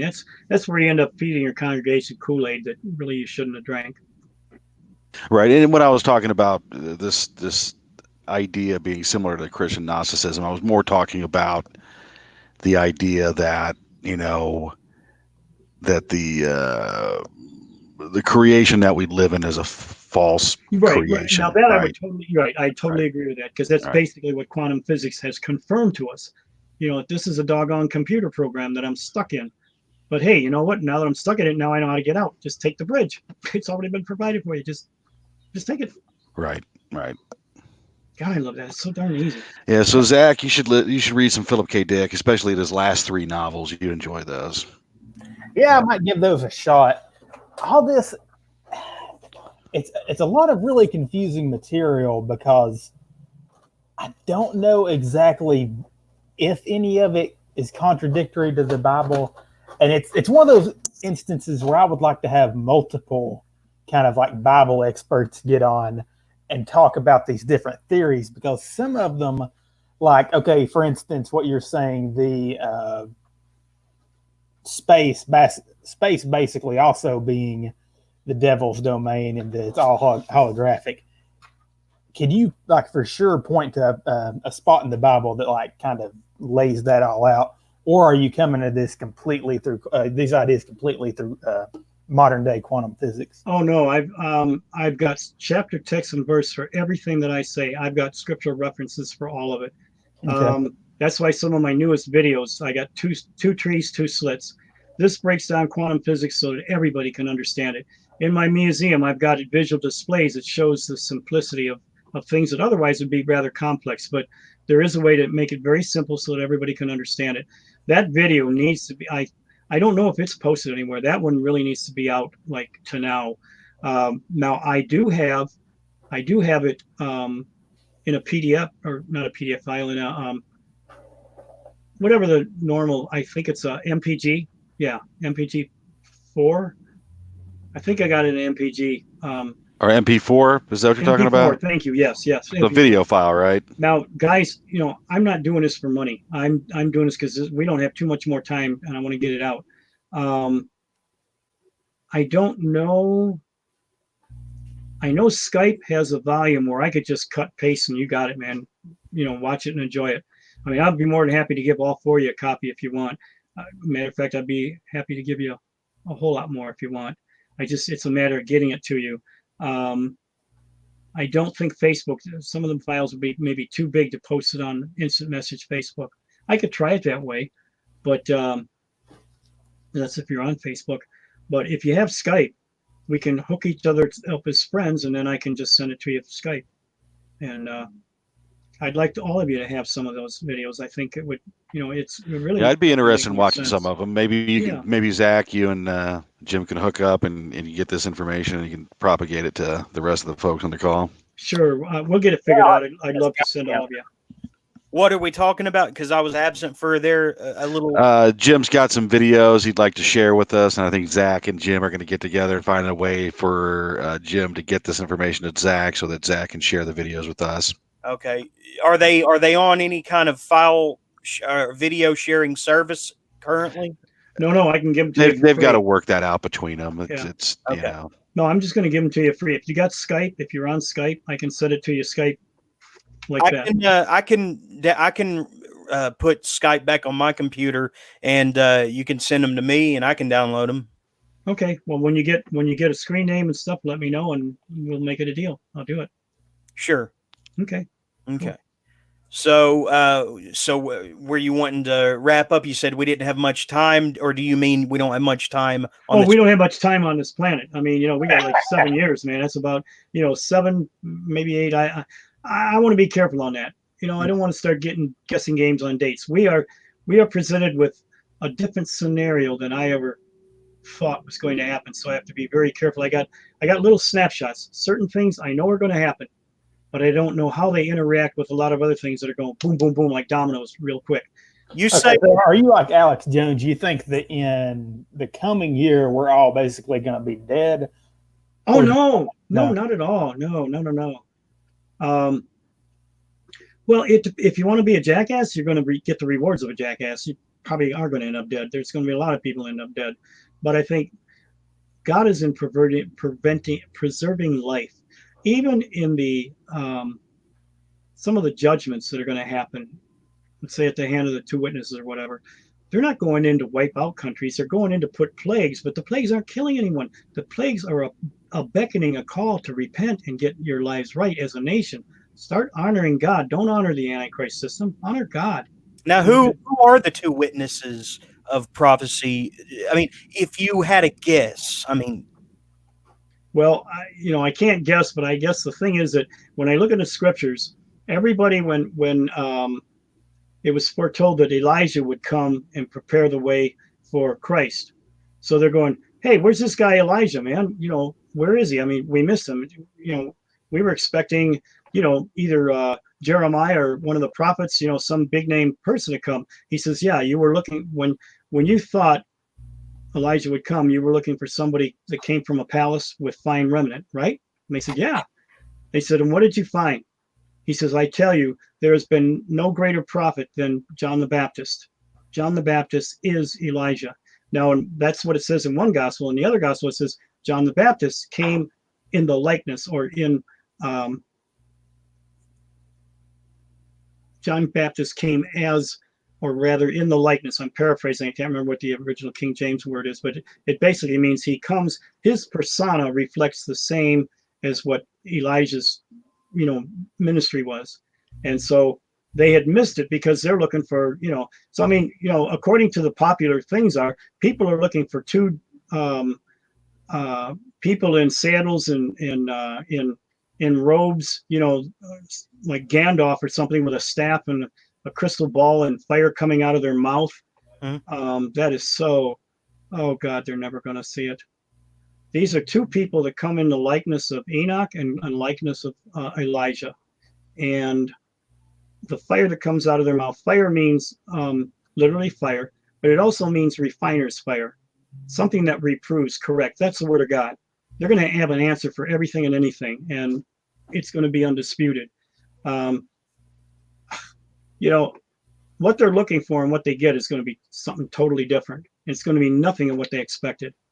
So you can go online, and it's comical as all heck. I think you can go online and say the two witnesses, and there's all these people, one dressed in some crazy robe. I am one of the two witnesses. I don't think you get anybody that's truly called to that ministry. They're not going to say anything until their lives reflect a position where they don't have to say anything. Do you understand what I mean? They're going to come in humility. They're not going to say, "Hey, I'm one of the," Yeah, they're not going to claim it. They're just going to be it. They're just going to be it. And then people will get it on their own. They're going to go, "Oh my gosh." It will be self-evident to all that they are. Okay. Exactly, Jeremy. Exactly. Yep. What about there's a dragon, and something about a dragon trying to devour a woman's newborn child in that two witnesses prophecy too? Do you think the dragon could symbolize China? No, actually the dragon symbolizes Satan, and this was his attempt as the virgin was giving birth. That was Jesus. He wanted to kill him right away. And if you remember, through Herod's decree, he sent out everybody that was the age of Jesus, to be killed.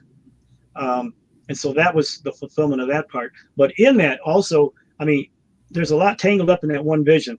He's talking about that issue at that time, but then he's talking about the entire church age. So, some of the other symbolism has to do with some of the things in the latter day. She fled into the wilderness. Well, the woman was actually, in a sense, the church. And she fled to the wilderness. That was actually a reference to the church leaving Europe and coming to America, which they called the wilderness at that time. But then the dragon, out of his mouth came a flood after her.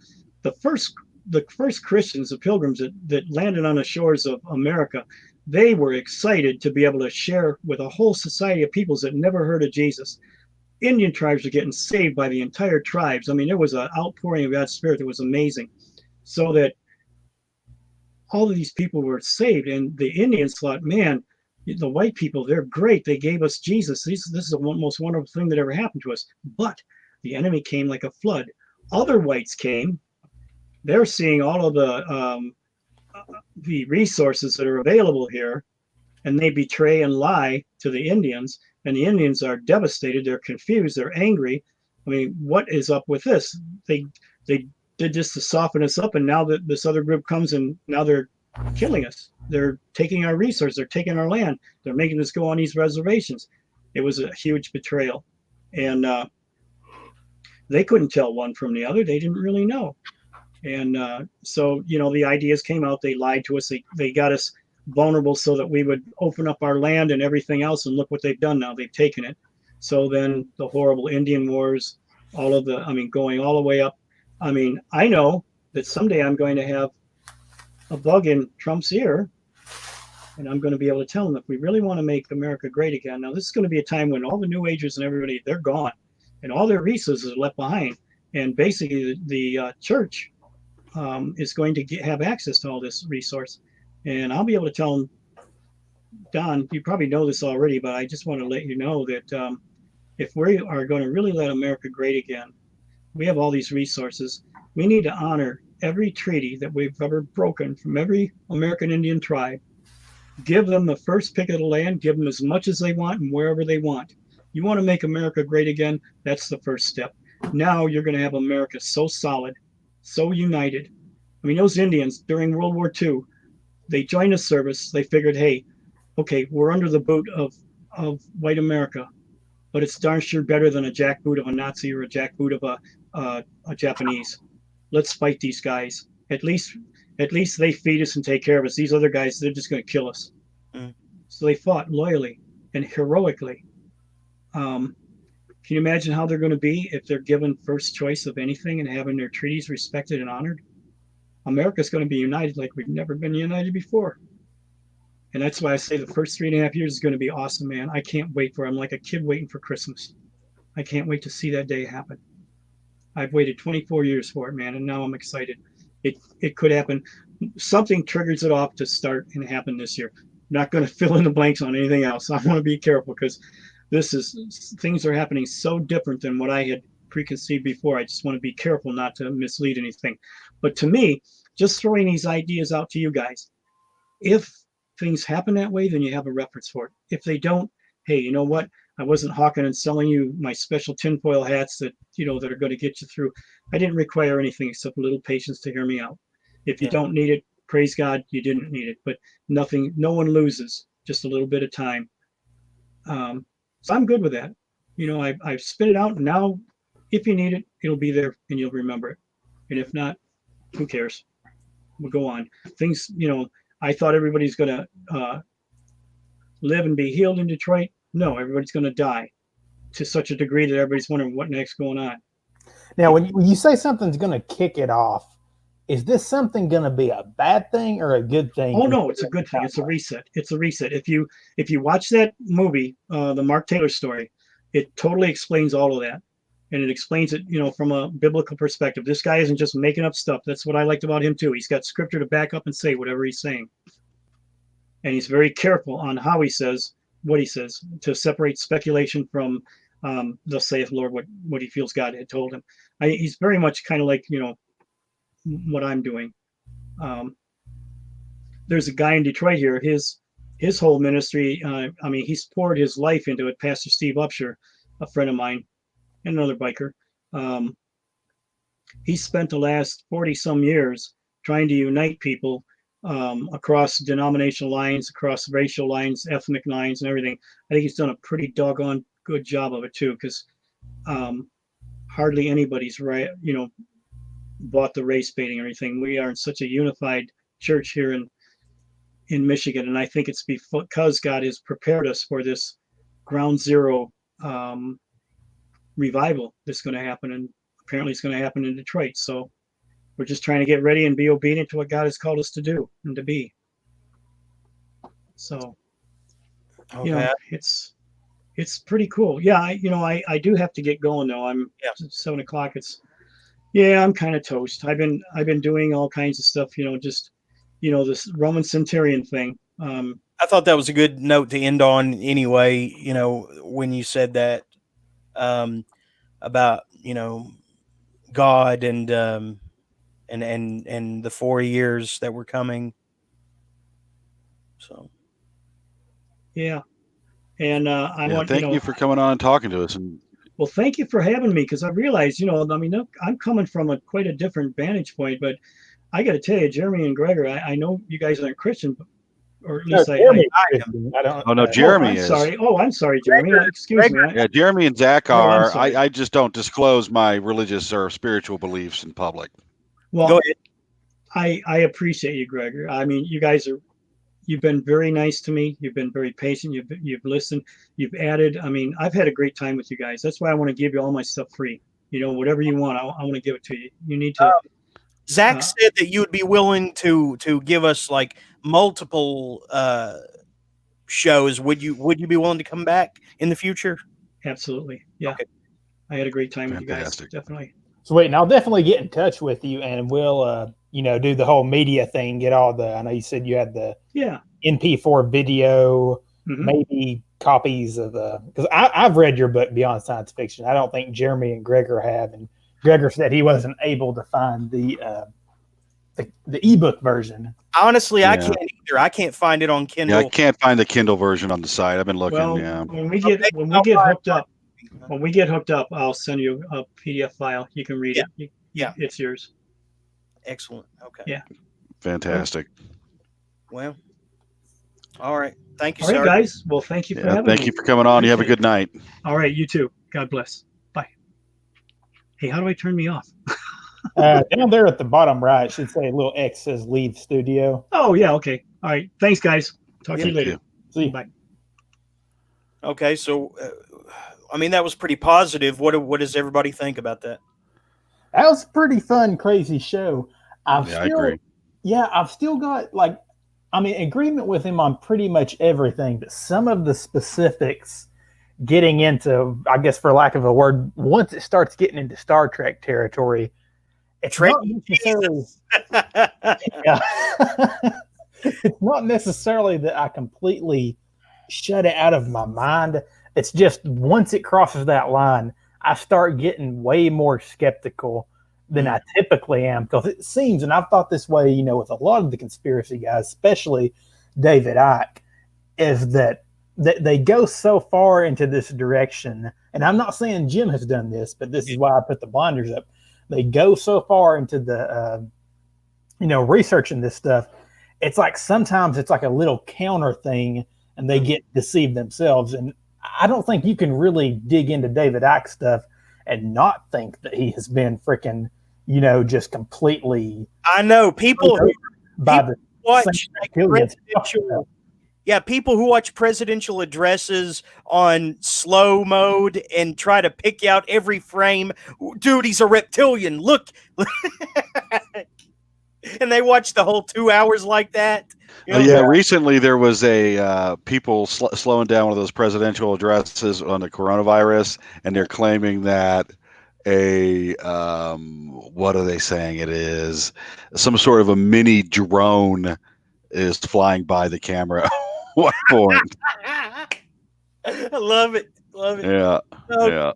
Well, I'm not going to close out with music. That's more of a Sunday night thing. So, but we did what we came to do. So I agree. Now that was a good episode. He was a good guest. Yeah. And Ben wasn't here to yell at anybody, which was nice. No. Ben has his role too, but I think he would have been like 100% skeptical. But Sunday we're talking to Chris Lesko, who was unable to get a word out this past Sunday when he did come on originally. Right. That was a spur of the moment thing, though. This weekend he's coming back, to actually, talk about himself, and not be a wallflower. But the main guest is going to be Joey Goebel or Gerbel. I'm not sure, but he lives in Germany, so it's probably Gerbel. And he wrote some of my favorite books, like Torture the Artist and Commonwealth. And he only publishes books in Germany now because he's apparently found more success in Europe than America, which is a shame because he's really talented. But he said he could give me 15 to 30 minutes. So those are the two guys we have booked for this Sunday. So, okay, cool. So it's starting at 7 instead of 6, right? No, we'll do we'll do 7 like normal. Yeah. That was how come we did 6 last time? Because there were so many guests. Last episode was like the episode of many guests, and it went on 8 hours. But see, I didn't plan Kevin Strange. I just knew that I had to get Nathan on before the Anarchist guy, and I presumed that Ben would be more comfortable coming in after Nathan left, and that's kind of why I worked it that way. But then Ben showed up and was civil the whole time, and so I was really worried about nothing. So speaking of Nathan, I think William Ramsey definitely wants to have a kind of little dialogue between him and Nathan on the show. When would you want to get that worked out? I'm looking at that because we've got Mike Klein, the author of Mastodon Farm, which is not my favorite at all, but also Canley Stubrick. He's coming on next weekend, but we can probably fit that in there on that Sunday night too, the 19th. We could probably fit both of those on one show next, like not this coming, but next. So a lot of plans in play here. So, all right. Well, have a good night, gentlemen. All right. Yeah, I'm gonna crash. Eat something dinner. Yeah, I gotta eat some food. Yeah, me too. All right. We'll see. See you.